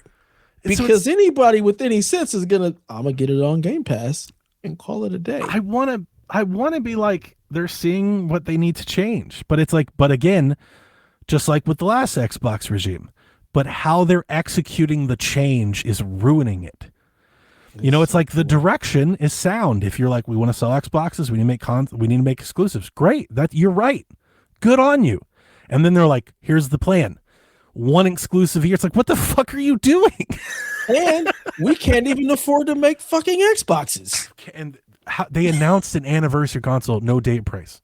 No date, no price. Gave a bunch of them away. And not like in a press release later, like after the show, because they think it's too high. They were like, we're scared to tell you. They still haven't told us. They're like, we're afraid to tell you. Listen, you don't want to hear how much this Xbox is going to cost. That's why we had to give them away for free. And here's the thing. I was mad at them this week we had so many conversations in our Discord. I was furious. I'm watching Jez. I forgot what he said. Jez said something like, Xbox has got momentum. They're ready to tear through it. I was like, what the fuck are you talking about? How do you not see this? Delvin, you're on mute. Still on mute. There we go. There we go. I was saying they was talking like they was Hollywood Hogan, like they just won the Super Bowl. Like, yeah, they were back. Like, they were like, they're back. You're not ready for this. Like, praise Asha. They were like the meme where the guy's like in third place. He's just like, yeah. like, what are you talking about? I hate losing. I do think the games look great. I bought several, and again, I feel like I could hear a Sweet Hangs in our future. It's like they're pulling the plug at the moment when the plug was like when it was about to bear fruit. You know, just like they did last time. It's like they just don't have any commitment to any direction at all. And I don't know, like I don't think this strategy is going to help them at all. I find it fascinating that their move was, let's make an exclusive. Let's make a game an exclusive in 2027 to help us try and sell more Xbox Series consoles based on where their current positioning is. Why wouldn't you just save that and try to sell a Helix instead? Yeah. I mean, why are we trying to sell Xboxes? Yeah. That's done. It's a wrap. And is Clockwork Revolution a console seller? Like, what? In Exile is a great dev and a story. The game looks cool. And it does look good. But it also looks like most gamers don't know anything about In Exile and don't even know what Clockwork Revolution is. So, like, that's the other part. If you were trying to sell consoles, those wouldn't be the games you'd pick. Correct. You'd pick Fable. Fable will sell consoles. Yes. So it's like, it's so confusing. It makes no sense. It makes no sense. None. There's no other way to put it. It makes no sense. And if you were, You make Fable exclusive, you make Gears exclusive, you sweeten the pot with Senua, and then maybe start a conversation around Clockwork Revolution. Like, here's another one that's only for like, but to just be like, Gears. from the only here. Activision thing, or honestly, from the Bethesda thing, with the Pete Hines stuff, I took that to heart. Pete Hines said something in I think in one of his exit interviews or maybe on Twitter or something that always stuck with me. That when they brought on Bethesda, they brought on a bunch of studios, but more importantly, thousands of employees that now sit under Xbox that didn't want to make exclusives. Right. That matters. They want their games to be played. They wanted a bigger reach. And when they brought Activision in, I'm not sure if you'll remember this, but I kept starting the float. We have to get used to Xbox being both a first and a third party publisher. And that's when I started saying maybe they should separate, take your studios, put the ones you want to be multi-platform under a different branding, and then bring a core set of studios in. And this is the brand builders. This, we understand we won't sell as many, but these are important to the brand. So we're going to lock these in. And, I think that if they said that Sunday, I think everyone's super happy. They had a great showcase. They talked about exclusives. We'll sell some consoles. That's what I'm saying. I'm not hating on them trying to change the direction. They need to, if they don't want to become a multi-platform third-party publisher, because that's been the road they've been on. But to do it this way feels so half-assed and weak. They're coming in the paint weak. This is weak sauce. It's I'm angry twice. I'm angry that they pulled the plug, and they pulled the plug like a weakling. If you're going to fucking do it better than this. It was like a temper tantrum. I'm taking my ball and going home. And it gets worse. That's not even the worst of it. Today, Bloomberg comes out with the scoop, citing that Xbox is planning significant layoffs once the fiscal year closes on June 30th. Citing an email, a leaked employee email that Xbox has since published online so everyone can see it. Asha says that they are planning on resetting the business because it is not in a healthy spot. Sharma and her team, I already read that one. So via the leaked memo, Asha says this is part of her 100-day reset. And I'm going to read some snippets that I pulled from the article. These are actually pretty damning, I think. Because it feels like this is real honesty. This is the honesty Xbox has, I wanted to say. Excluding Activision, Blizzard, and King over the past 5 years, Xbox has spent over $20 billion on ongoing investments in content, platform, and hardware subsidies, but their annual revenue has declined nearly $500 million in that same time. Jesus. That's crazy. So if you're pulling Activision, Call of Duty out of the equation and you're just judging the rest, it's a sinking ship. They're losing money hand over fist on that front. She writes, we expanded our studio system when we needed a pipeline of content to meet multiple strategies across subscription, streaming, and devices. And in the process, we found ourselves overextended as we executed on changing strategies and landscape more readily available content.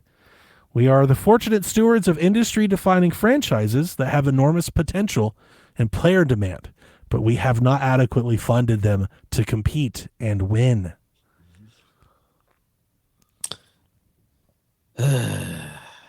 I think that's an interesting point for her to actually acknowledge.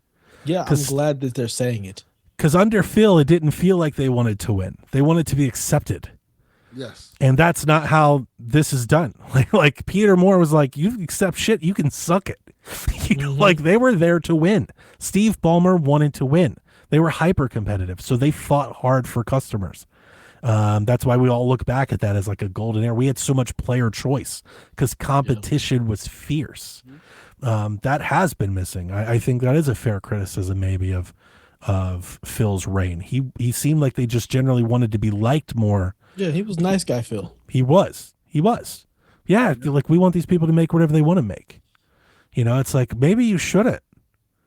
Yeah. Maybe you should make them make things people want to buy. Instead, let them make whatever they want to make, and then you give them too much leash, and then the game never comes up, and you close the studio.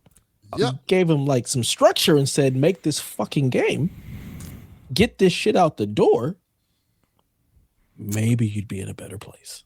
She says, our current platform infrastructure is not built for the battle ahead. Our systems are overly complex, spanning hundreds of dependencies, which hinders our ability to move fast. We've become too reliant on vendors to operate our systems and must become more self-reliant as our engineering culture to build for the future. She says her mandate is not a 30% accountability margin. It's not to enterprise software margins. It's to be the number one gaming entertainment company. She won't succeed by hiding hard truths, nor will she succeed by doing the same thing and expecting different results. The Verge has added that, citing their sources on background, that cuts could even involve studio closures and changes to the Xbox studio lineup. So it doesn't look great. I think I saw their accountability margin. I didn't write it down. I should have, and I apologize. Their accountability margin, she mentioned in her memo, was 3%. So they're spending like $20 billion to make 3% of $20 billion. Like legit, like an investment. Like that's all the money that's going in, and they're bringing back 3% at the moment. That's not good enough for the risk in a space where your hardware costs are exploding.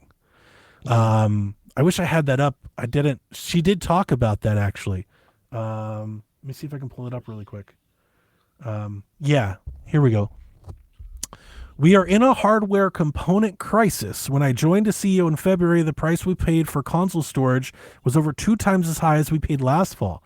These costs have since doubled again, and as we plan for 2027's holiday season, we expect another significant increase. So how much is that Xbox going to be?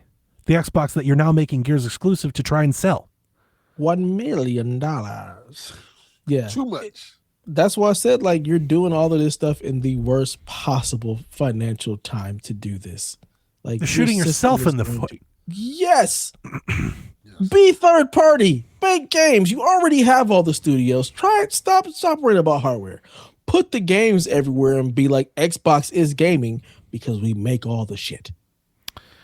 I know I know I'm preaching to the choir. You and everyone who listens to our podcast, you've heard me say it ad nauseum, but I really warmed to the idea in recent years of a third-party Xbox being like the next Ubisoft, like being EA, but an EA that we liked. Yeah, like nobody likes EA, but like being someone that we liked, someone we could all get behind, and if you could get out of like that console war, suddenly you become everyone's favorite games, and you could sell a lot of games. This feels. I don't know what happened. Something happened and they have reversed course hard.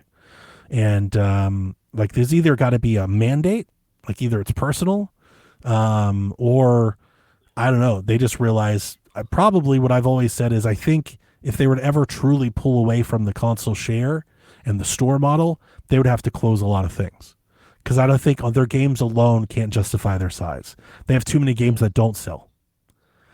They would have to close a lot. Like to keep the Call of Duty engine and everything going with appropriate mandates on just software sales alone, a lot of these smaller devs, I think, would get the axe. But we're at a point now where it seems like The Verge is suggesting that might be happening anyway. And it kind of feels like it seems like with this one game thing, it feels like it's some crazy test again. How many games do we need to make exclusive before people stop saying we don't have them? You know, it's like, I don't know. It feels like a PR stunt or something.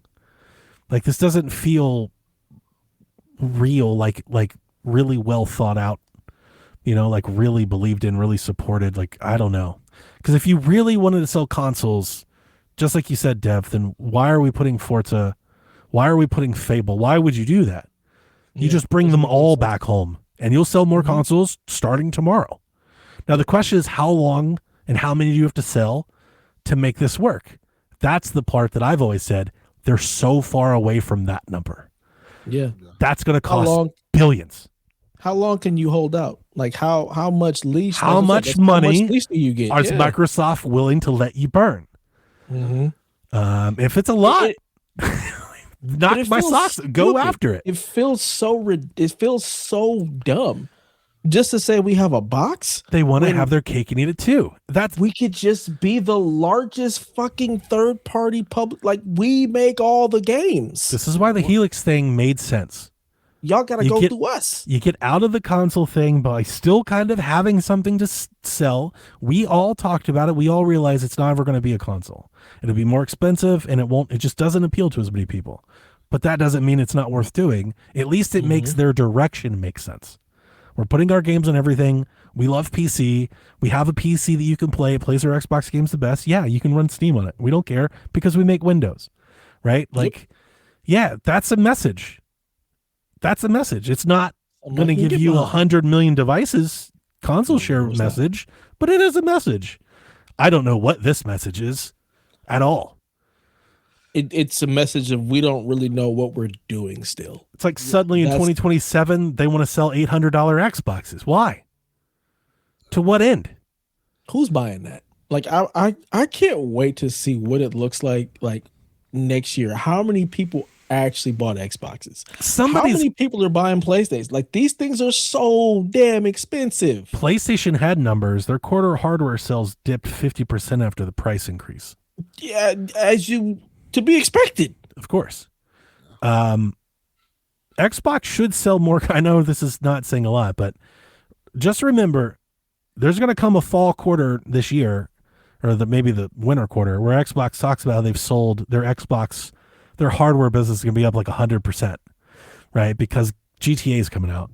And I don't care if somebody's going to buy an Xbox for GTA. Like, that's just going to happen. Right. Yeah. And they have Gears, and they have a couple other games, right? Halo. So, like, I feel like their numbers for at least quarterly, short term, their hardware numbers should spike big time. And I'm wondering if this is setting up for, like, they get there and then they go to Microsoft and they go, see, we had an exclusive and we had momentum and we had the thing and now we sold hardware. So now do you want to invest in hardware? I feel like that might be at least a reasonable way to explain whatever the hell it is they're trying to do. But how they're going about doing it, most importantly, how they're messaging what they're doing to the customers is fucking atrocious. Yeah. And that's the part that makes me angry. Is it's like I feel like I'm angry for Xbox fans, because I it's not even that I want them to do good or bad. I do want them to do good, but that's not the point. As a customer, you deserve better. You deserve more. The bar should be so much higher than this. Like this is, I wanted a borderline abuse. Like, this is insane. The company treat people like this at such a high level with so much money involved. It's like, good God. Y'all make too much money to fuck up like this. And then just fire everyone right after. Like what are you doing? Oh, I made a mistake. So all of y'all. Yeah. It's like, hey, all the bad decisions that we made that made our company suck, we're going to fix that, starting with firing everyone that wasn't a part of making those decisions. Yeah. Matt Booty's still here, guys.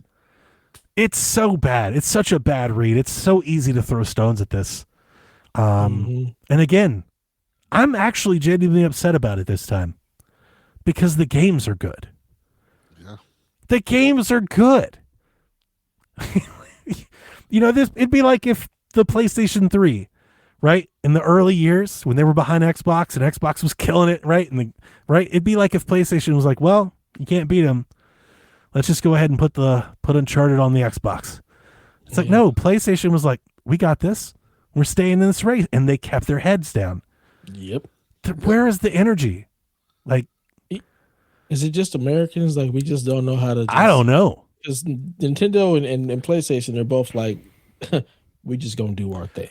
I feel like Microsoft's corporate culture has got to be a factor in, like, their willingness to go back and forth and change the entire model and be like so wishy. I feel like that is maybe a tech giant corporate kind of push. That Nintendo and PlayStation are far more conservative. They would never do this. And they also, it's like they're not so concerned with being liked. And it feels like Xbox has got some real pick-me energy. Like, they want to be liked. So we're going to listen to everybody and try to appease everybody instead of just, this is our plan, this is our strategy, and we're sticking to it. It's sickening. It's bad. Yeah. Oh shit, the Knicks are down by 4 right now. I told you. 99-95. They made a comeback. I told They made you, a comeback. that's a run. They were down 15 going into the fourth. 15 is a run. That's nothing. Come on, Knicks. I hate seeing this. I love it. I need the Knicks to win. Why? Where did this come from? I've never heard you say a nice thing about the Antonio Knicks. was boring, and the Knicks in New York is just fun and hilarity. That's why You're rooting for spectacle. I'm totally, because I hate both teams. All right, okay, that makes sense. The spectacle of New York is so much more fun than San Okay, Antonio. that's fair. I'll allow it. I get it. So anyway, yeah, apparently Xbox, they have a bunch of great games that you're going to be able to buy. You're going to be able to play Halo on PlayStation 5. In third person, no doubt. But not Gears for some reason. Doesn't make any sense. It doesn't. And who knows when Forza 6 actually comes to PlayStation. And Senua. They don't have a date. But not Clockwork. Yeah. But our big our big service games are going to be multi-platform. But so is Senua. Yeah, the service games make sense, like Helldivers. Like you put that everywhere. You need an install base, a player base for that type of stuff. That I get. But everything else, if y'all want to be big bad, we're exclusives, y'all need to just keep all that at home. Fucking change the conversation, Dev. Yeah. I hate that. I hate this spin, like the links they go to. That really bothers me. I'm like, it's not even hard to realize the bullshit that is happening here. Mm-hmm. Like, what bullshit is this? And our Xbox fans so starved for anything positive that they just spend all of this shit to find a for positive. One exclusive. Yes. One. You get one a year. And see, God forbid that thing doesn't sell well, because it won't, because Game Pass. I would have been. What does that do? So much more positive. Curious, but super positive. Why wouldn't they just, if this was the plan and they were going to make this shift, why wouldn't they just commit? Even if you say, like, listen, we already agreed to have these games come to PlayStation. We're going to honor that. People bought PlayStations for Fable and we want to, right? All they had to do to really spin this in a whole better direction is just say, from this point forward, everything we announce will be console exclusive to our platform. Mm-hmm. And just call it a day. We realize that we made these commitments. We're going to do it, but we're looking forward to winning you back. And it's going to start one game at a time. And from this point forward, every new first-party game we announce, even if you say minus the live service ones, from this point forward, every game we announce is going to be exclusive to Xbox hardware. We think that's important. Hurrah! Xbox, you've won the day. You did it. You won. You won E3. The conversation. Yeah, that changed the conversation. It's like that one little change. It works. We did it. Mm-hmm. Xbox is actually back. But they didn't even go. They tippy-toed in that direction, and people were like, "We're back." Mm-hmm. There's such a crave to be the best immediately. I don't like you heard me say all the things in the Discord. I feel like I've been talking for an hour straight and not letting you guys talk, and I apologize. Oh, I thought this has been our classic me and you back and forth where Delvin just kind of chimes in every now and again for some color commentary. For so many reasons. For so many reasons. I was confused, perplexed, upset for Xbox fans, upset at Xbox for their lack of cojones in making a real decision, a real commitment to customers. Either way, fucking just pick a lane, like do something to sell some stuff. Like, I don't know, like I liked what Phil and Sarah were doing better than this. Not even gonna lie. You heard me say it, but at least then I could say, like, they're trying to get it. They're trying to get to PC. This is the idea. This is what they're going to try to do. Now I don't know what the fuck they're trying to do. Yeah. At least we knew when they said it's only 4 games, we knew that was bullshit and it was everything and everything was coming. Yes. And now it's like this is a slow walk into being a third party. Mm-hmm. I saw it. It's a good transition right before you're about to make the next console jump. Now, and here, what are we doing? Why even to have the console exclusive, to make Gears a console exclusive when it's already on PC anyway? Yeah, that's the other big problem they have. Like, nothing is really getting exclusive. Who's going to buy an Xbox when you could just buy any PC instead? Yeah. The Steam Deck. At least they have Steam access to machine. play Spider-Man. You don't on an Xbox. It made more sense for them being the P. Yeah, that's So one mad. of my biggest confusing things. Is like you can't even truly have an exclusive because of the fact that you're also putting everything on PC. So people will just go there. Sony realized that squeeze wasn't worth it. We want you They pulled it here. back. Like, sorry we did that. You know? This isn't gonna work. This doesn't work. We're gonna come back home. This is where you Steam- I belong. think This is where you Steam- want to be anyway. Steam starts doing some Steam Deck stuff. And then a Steam machine shop. Like, whoa, hey, wait a minute. Wait, Hold on a goddamn minute, Rondell. Right. But listen, I hope if this is the plan, boy, I hope Asha's got the purse strings. Because open up Xbox, it's going to cost you. Yeah. I feel like it would be a hard. Now, if they can make that one game that sets, everything on fire, like that'll help. But I think for real return, like for them to get 50 million active consoles sold, this is going to cost them a lot, I think. What is that game? Like what? I don't know. I want to say it would be Halo, but I feel I like would say that time has passed. If I had to guess, and I know this is a stretch, but bear with me. If I had to guess, it'd be a really, really good Elder Scrolls game. Yes. That is the That answer. could do it. Like if Elder Scrolls came out and it was good, I think that would really get people going. Elder Scrolls or Fallout. Fallout 2, I didn't think about that. Yeah, Fallout's a mover, So Bethesda making Bethesda truly, which is what they should have done from the first place. and And they if were they like, did it we in the don't first want place, that. if they did it in the first place and they had it in Game Pass, they were on the track to making it work. Yeah. They were almost there. Yep. I hate it. I hate all of this. It's so bad. Yeah. But fuck them. Let them die. Fuck them. I'm so done. I'm so done. Like I got to the point with this news over the weekend after seeing the spin and the people trying to bend it and the articles, the headline. I was like, fuck it. Make Fable exclusive. I'm not buying an Xbox. Like I'll just have to say, well, I missed you on this one.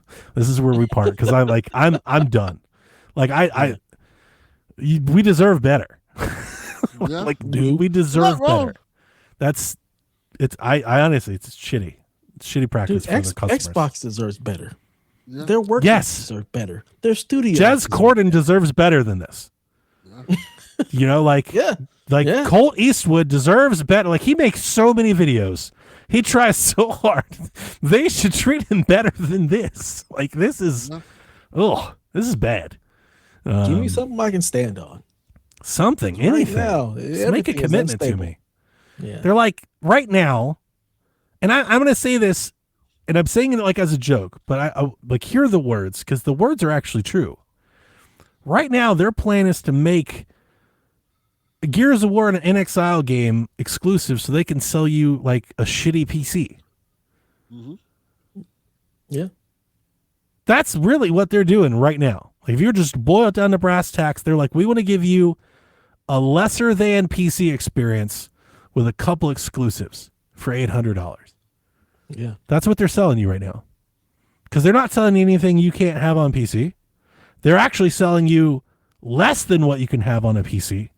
But Gears is exclusive. And they would like $700 for the Xbox for that. Or you could just get a PC and play Gears if Gears meant that much to you. Or if Gears didn't mean that much to you, you just get a PlayStation and play Halo anyway. Yeah. Like that's why this math that they're trying to do, they're like, well, like what if we give them like one exclusive? Like that's asinine.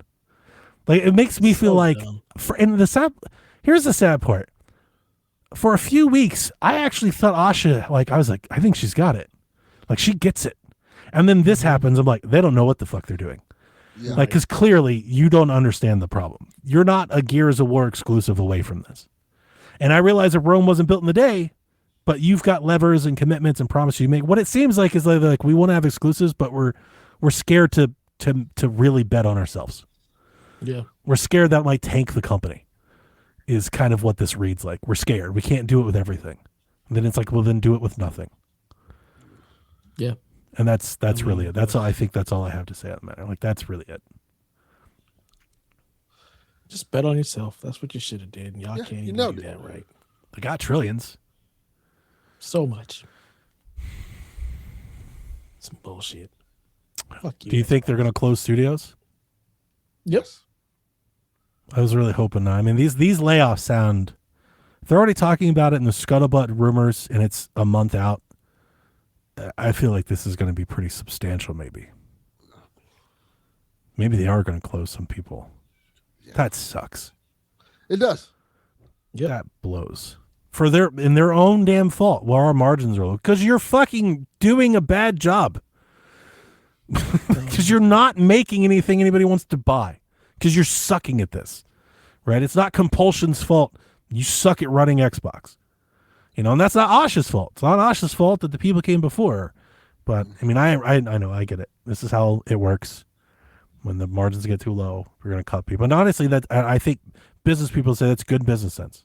Honestly, a lot of her things, her memo, like I don't want to hear it and I don't want to see the consequences, but they seemed ready to maybe take their medicine. And that is the first sign to maybe changing direction. So. Yep. The picture is bleak. She said, we are hemorrhaging. We're fucking up and we're trying to right the course. So, I mean, my hat goes off to her for actually being able to be honest and say, this is where we're at. But y'all didn't have to be here. That's the problem. Yeah.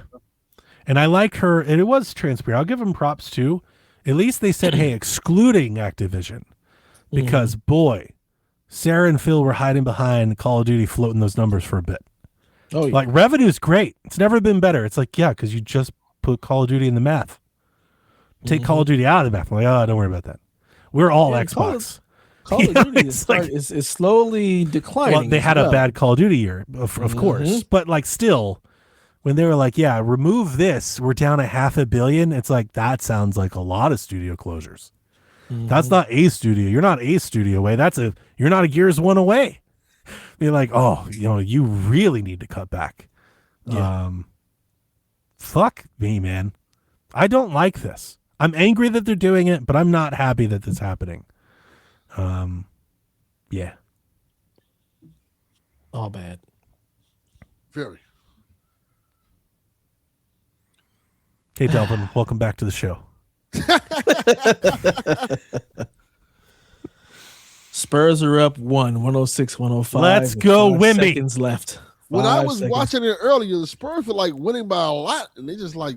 That's what Dad was telling me. Yeah, they fell apart. The Knicks rallied. I mean, it feels like the Knicks have all of the energy of the world behind them. So, kind of. Yeah, it's kind of San Antonio versus the world. They kind of lost a little bit of that momentum the last game. And I'm not even saying momentum. They didn't lose the support, push, the enthusiasm. The people want to see the Knicks They lost a little bit win. of it. They lost a little bit of it because of some of the things that happened. Well, yeah. Well, Dev told me about that. I hope they lose just from on out. I hope that stays in the history of sports. It becomes a mythos, a conspiracy. Yes. I want to hear Knicks fans blaming him forever. That's the best possible outcome. And that's what I'm rooting for too. And it can't go back and forth. No, I need the moment he stepped in the Garden, they lost indefinitely out. Just right out. You just lost from that point forward. Yes. Would be they a were great burning story. Sage around its trying to it was amazing. And even if the Knicks win, Knicks are up 107-106. Even if the Knicks won, 1 second left. Oh damn! Knicks won. It would be a better story if they lost until Game 7.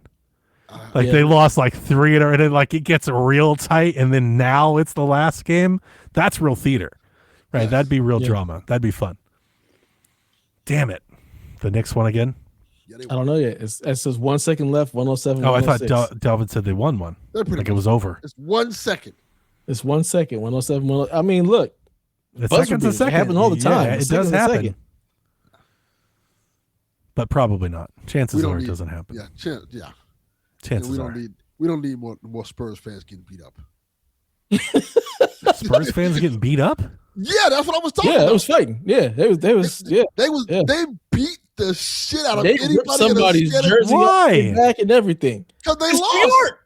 It's New York. They lost. They was beating the shit out of Spurs fans. They were just for no reason. That's uncalled. My wife texted me. I said this is going to be the longest 38 seconds of life, and now it's been 5 minutes. Yes. Nice. Yeah. Yeah. She's out of town right now. It's hard to get a shot off in 1 second.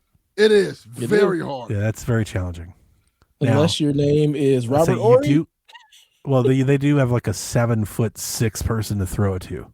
Yeah. That's got to help. It's like, hey, just go stand over there. We're going to throw it at you. Yeah. Like where only you can reach it. Right. That is kind of a cheat code in this situation. I don't know if they're going to do that. It totally is. But the play I would call is That's what I would do. oop to Wimby. Looks like time's up. 107, It's over. 106. It's one. I hate this. Well, Shrup can suck a dick. Knicks in 6. They're going to win. I saw on the Cavs Reddit, somebody was like, if the Knicks win, does it make you feel better about losing? And I was like, by your math, in this stupid transitive property that people do, I was like, by your math, we're worse than the Hawks. Oof. I was like, you're trying to make a case we're better. And if I'm going to draw your logic, we're worse than I thought. yeah. He was like, fuck me. I didn't think about it that way. I'm happy for Josh Hart. Let's go. Yeah. This is great. Well, not really. No. It'd be a lot more funny. Yeah, if they no, lost I'm again. still not going to think. No, it's not. This isn't great at all. It'll be a lot more funny if they lost. I don't know. It's like there's part of me that doesn't mind it because I do. It's like, it is fun. It's just good fun ribbing.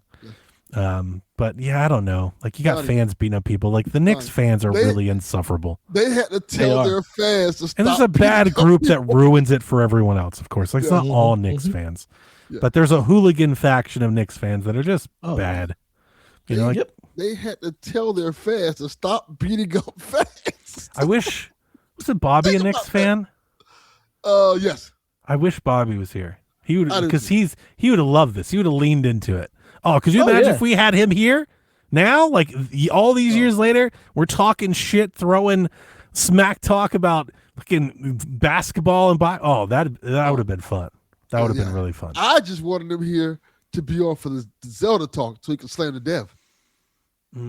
They call Dev crazy. I would love to know what Bobby thought of the direct yesterday. Would he have been as disappointing and me and him argued, or would he have been on Shaq's side and be like the direct was? I think he would have been on our side too to be like, "Fuck y'all, this is a great show." Yeah, yeah. He also had that kind of energy in me. It feels like MTGJs. It's like Shaq against the world. It's like honestly, I tagged Flux. I was like, "This is why we did this podcast." I hadn't felt that in a long time. It's like this is literally like when we started the podcast. It was because we were like, because y'all are just going to talk this shit without us like sitting here idle. That was some of my favorite times on the forums talking shit about Nintendo. Yeah, what a time. Yeah. All right, let's get into these questions. Well, I have a couple. Yeah, there's only a few. TPR said, "What's a character in a video game you so desperately wanted to play as, but the game doesn't let you?" In light of, and the second question, in light of Godzilla Destroy All Monsters Melee Remaster, what's your favorite beat 'em up and why?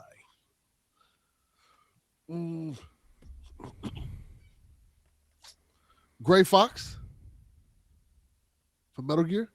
Is he the ninja? Yeah. Yeah. I know they did the thing like, okay, you can play as Raiden as a ninja, but that's not the same. No, fuck Raiden. Raiden's a bitch. Gray Fox. Gray Fox would have been cool to play as. Sure. My favorite. Mine is Sheik. That's a good one. That's a really good choice. Wasn't that like what they thought you were gonna play as when they first announced Breath of the Wild? There were rumors with Breath of the Wild that maybe, or like especially Tears of the Kingdom, like in the early bits we saw like Link had longer hair and people were like wondering for something. But like back in the day, Sheik was so mysterious in the marketing stuff that like people really thought like maybe like you would control it because it was like Zelda undercover. Maybe you do something to help somebody or something, and it just kind of never happened. Yeah. And Sheik was just cool. Like Sheik was cool. That is the fantasy the why I like Hyrule Warriors. So it really doesn't even really fit for me anymore because I have played as Sheik. But like Sheik is Zelda, right? Right. but not like in the main game. Spoilers for anybody that's playing Ocarina for the first time here in a couple months. Sorry about that. You'll figure it out. Favorite beat 'em up? Yeah. Mm-hmm. Yeah. Didn't remember. My favorite beat 'em up is Scott Pilgrim. Final Fight. Final Fight was good. I Streets of love Rage. Final Fight. Yes. Streets of Rage, baby. I knew you were going to say that. I love Streets I of love Rage. Final Fight as a That's kid. the one. 2 or 4? 1. 1? Yes. Yeah. That's Oh it. no, I'm a 2, 4, 1, 3. Yeah, three's the worst. I'm 1 and 4. I don't really care about 2 or 3. Really, not 2? Yeah. Oh, I love 2. Yeah. Axel's jump is stupid. Castle Nerves. Crashers. No Adam. Castle Crashers was my shit for a long time. Ninja I've never Turtles. played Castle Crashers. You arcade should. Game. You can air bounce people. Let's beat them up. It's super fun though. Lots of customization, really good art, like really good music, like the Behemoth.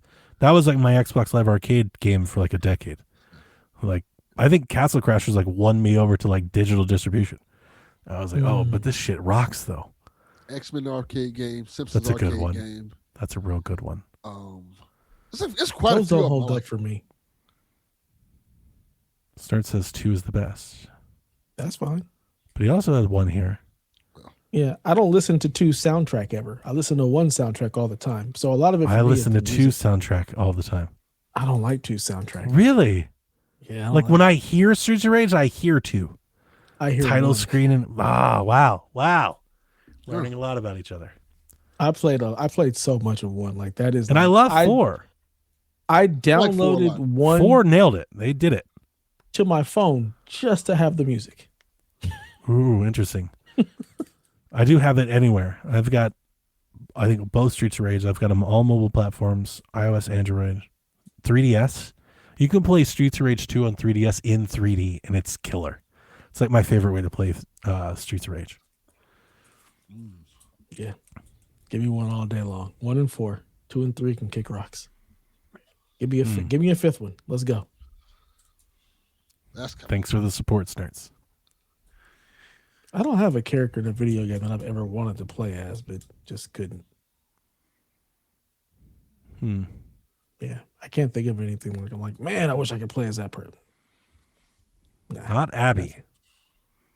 Is Love there it. like a game we could pick to can we give up playing? Give as me someone? Abby all Like, day long. can we give a every character game. back? Like I don't want to play with this one. Abby is the best. Stingray X says, do you think Ocarina will take a November slot? Probably, yeah. I mean, that seems like the easy Yes. money here. yes. I'm not sold that there's not another game. There probably isn't, but I'm not sold that there isn't. Nintendo has been known to surprise. There might be a smaller something in there. But yeah, if this game has come out for this time and they're going to put it in that window with the behemoth that's already there, there's only 2 or 3 games they've got that they can do that with, and this is one of them. So I absolutely think, I hope they go same day. I think it'd be cool for the game industry, but I don't know if, that does somewhat feel foolish. But yeah, I'd imagine it's going to be in that November slot. I say put it late November or December. I would say early. Like, what if they just get out a little early? GTA is what, November 19th? So you come out like I was November thinking 1st or something like that. That's exactly what I was thinking, like the Yeah. 1st or the 4th. Yeah, just get out just a little early. Not too much, but just a little early. You'll get your wave, and then GTA will get their wave. But I would love the idea of it's just what a great weekend for gamers. GameSpot stock goes to the roof because everyone shows up to buy. Put it out Thanksgiving week. Let's go. It'd be fun. I can't wait to see it. I'm based on the screenshot, like how different it is. It makes my mind race on what it could be. Like it could follow the same thing, but it could be something. It could be unrecognizable. They could show us an Ocarina we've never seen before. Like based Can off I of that finally get up one my fucking screenshot. grown-up, adult-looking Zelda? Yeah, well, the second half of the game is that. Well, you played it. Yeah, That's all I've wanted all my life. With what they're doing with the art style, like it's still cartoony, but there's more of a realism there. When I watched it, like zoom in and I was just kind of staring at it, I was like, I wonder if they would play with that between the adult and the child timeline. Like, could you make the child timeline a little bit more like dream and Whimsical childlike, and fun. and then the adult is more dingy, more gritty? Like, could you just ramp up that disparages more? That'll get me to buy it. That's because I feel like that's what they were going for, but the N64 it all kind of looks, but you could really draw that difference hard with this style. That could blow people. I'm so excited, man. Like, I hope we get systems, controllers, boxes, games. Like, even Johnny is going to spend $1,000 on Ocarina. Oh yeah, he will. Even just knowing that it's real and it's coming out soon, that is literally, they didn't even have to show what they showed. And let me ask you this. They could have gave him a logo. Let me ask you this. If they didn't show the art style, if they just showed the logo and it said 2026, is everyone hyped? Yes. I think so too. I don't know. I think it's because they teased what the style looks like, which makes people want to see so much that it's like almost like an inverse reaction. Like if they just did the logo and they were like, we'll see you in August. I think people were like, I can't believe it's real. You know?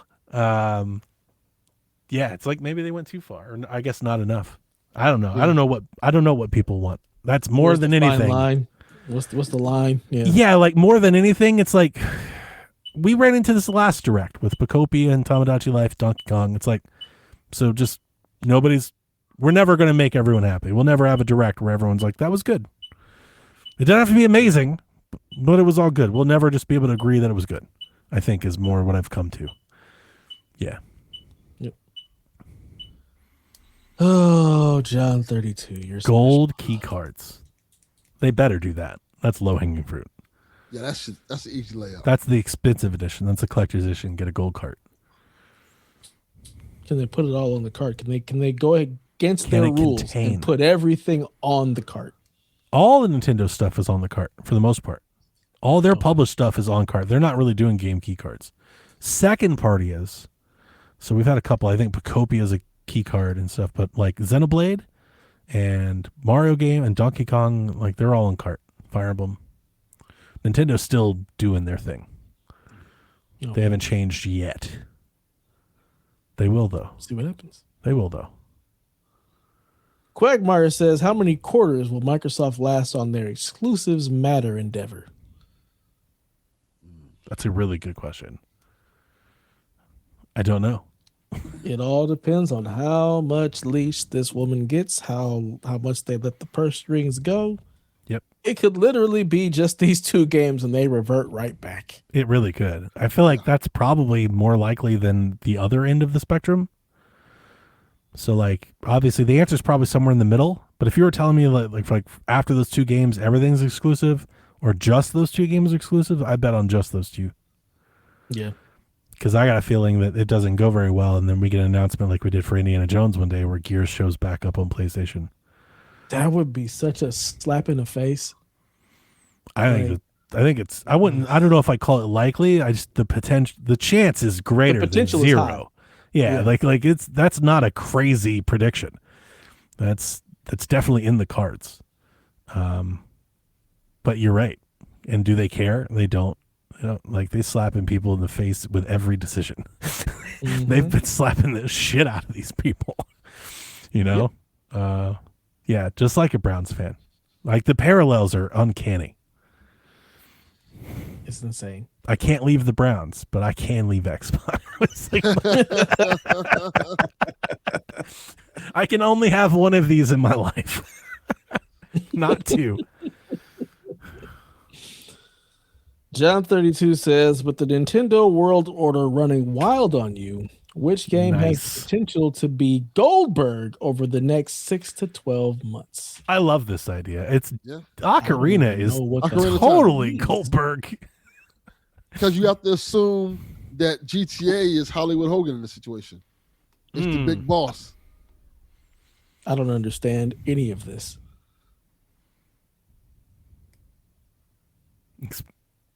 Should I explain it to him? Yeah. Should I elaborate? I was waiting for you. I don't get it.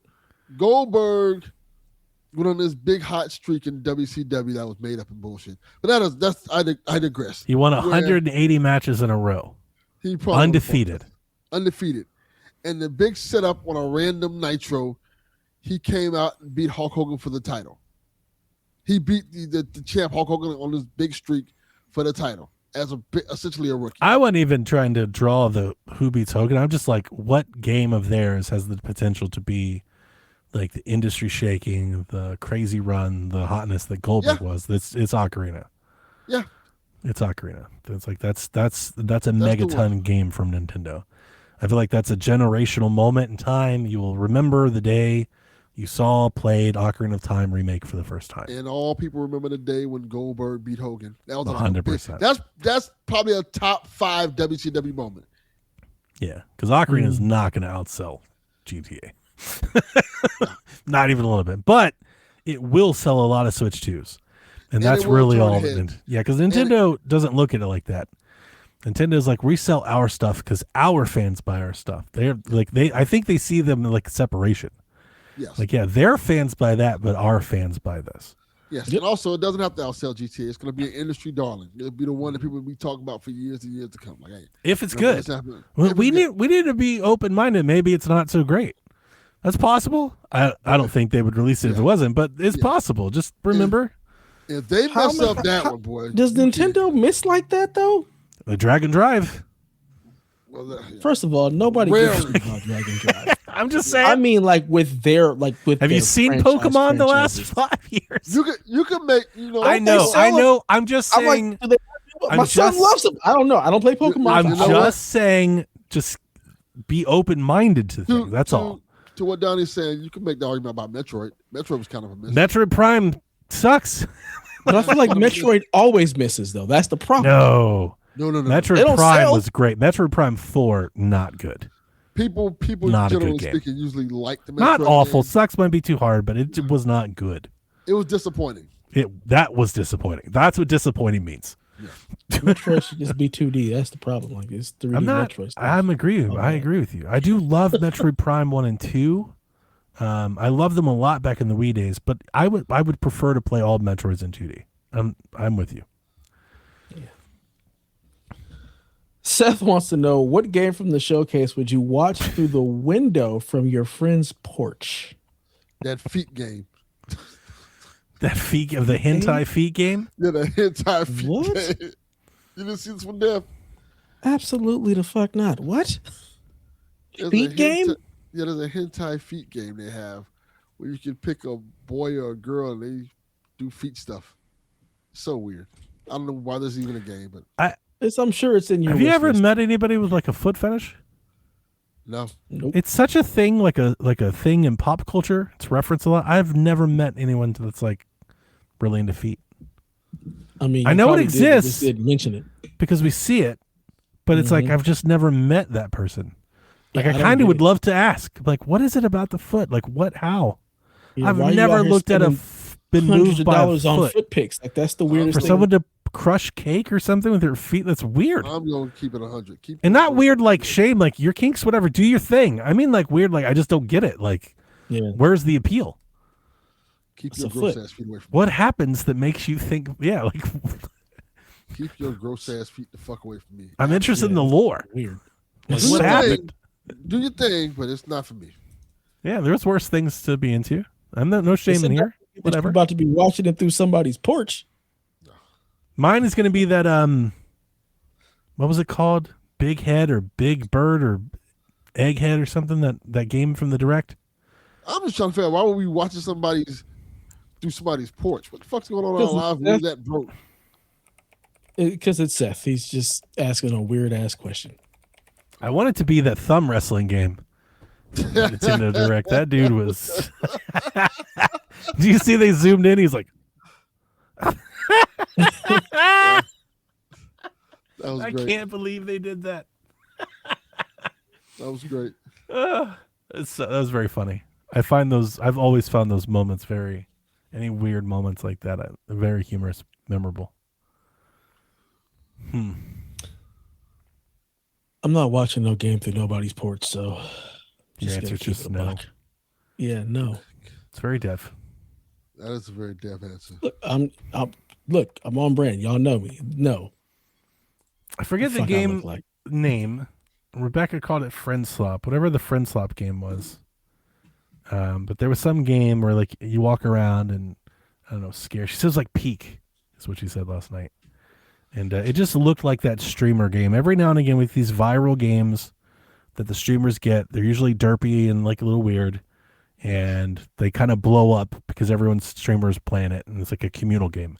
I do feel like that game has a chance to be that, despite looking not great.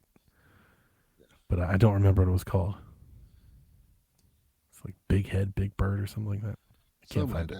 I tried. I can't find it. It's not there. It doesn't exist. Didn't happen. Anyway, it's 2 hours. Shorter show for us, but that's the end of our show. Gentlemen, I'm not going to be on many more. So enjoy your break or your shows or whatever you do without me. I don't know. Yeah, that's cool. Take a break. Take a break.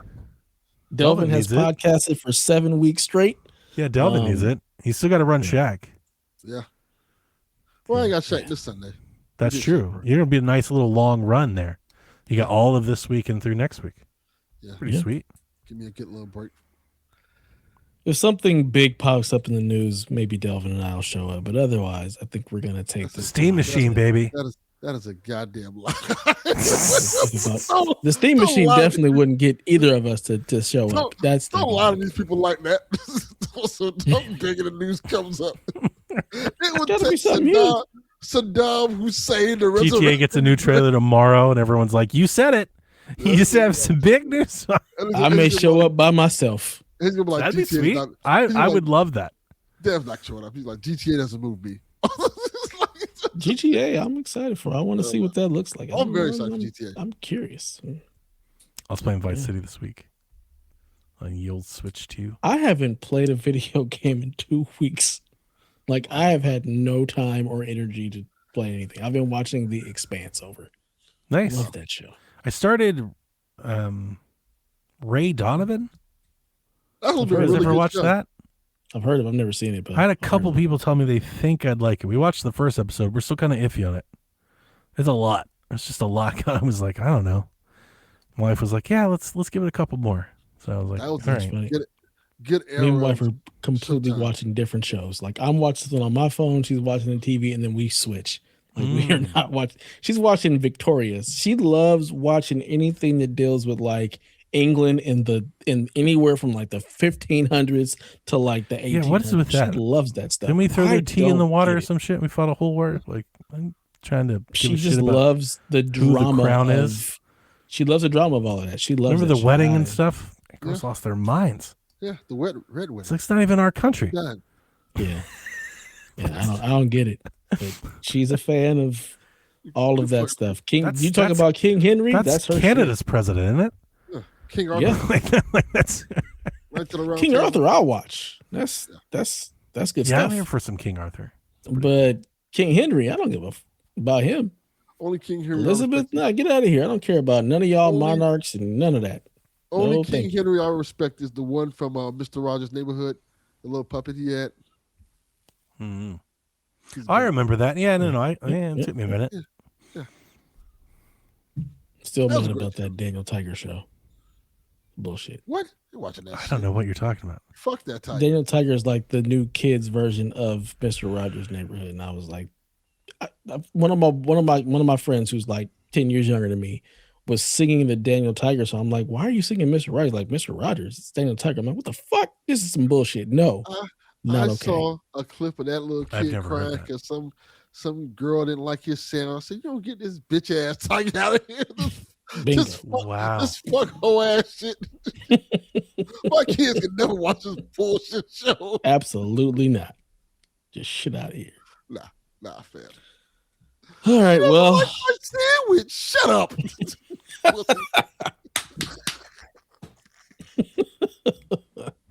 My wife likes some Canadian kids show with like this. I don't know what it's called. It's got this like little puppet. I'll send it to you after. It's like we see it on TikTok.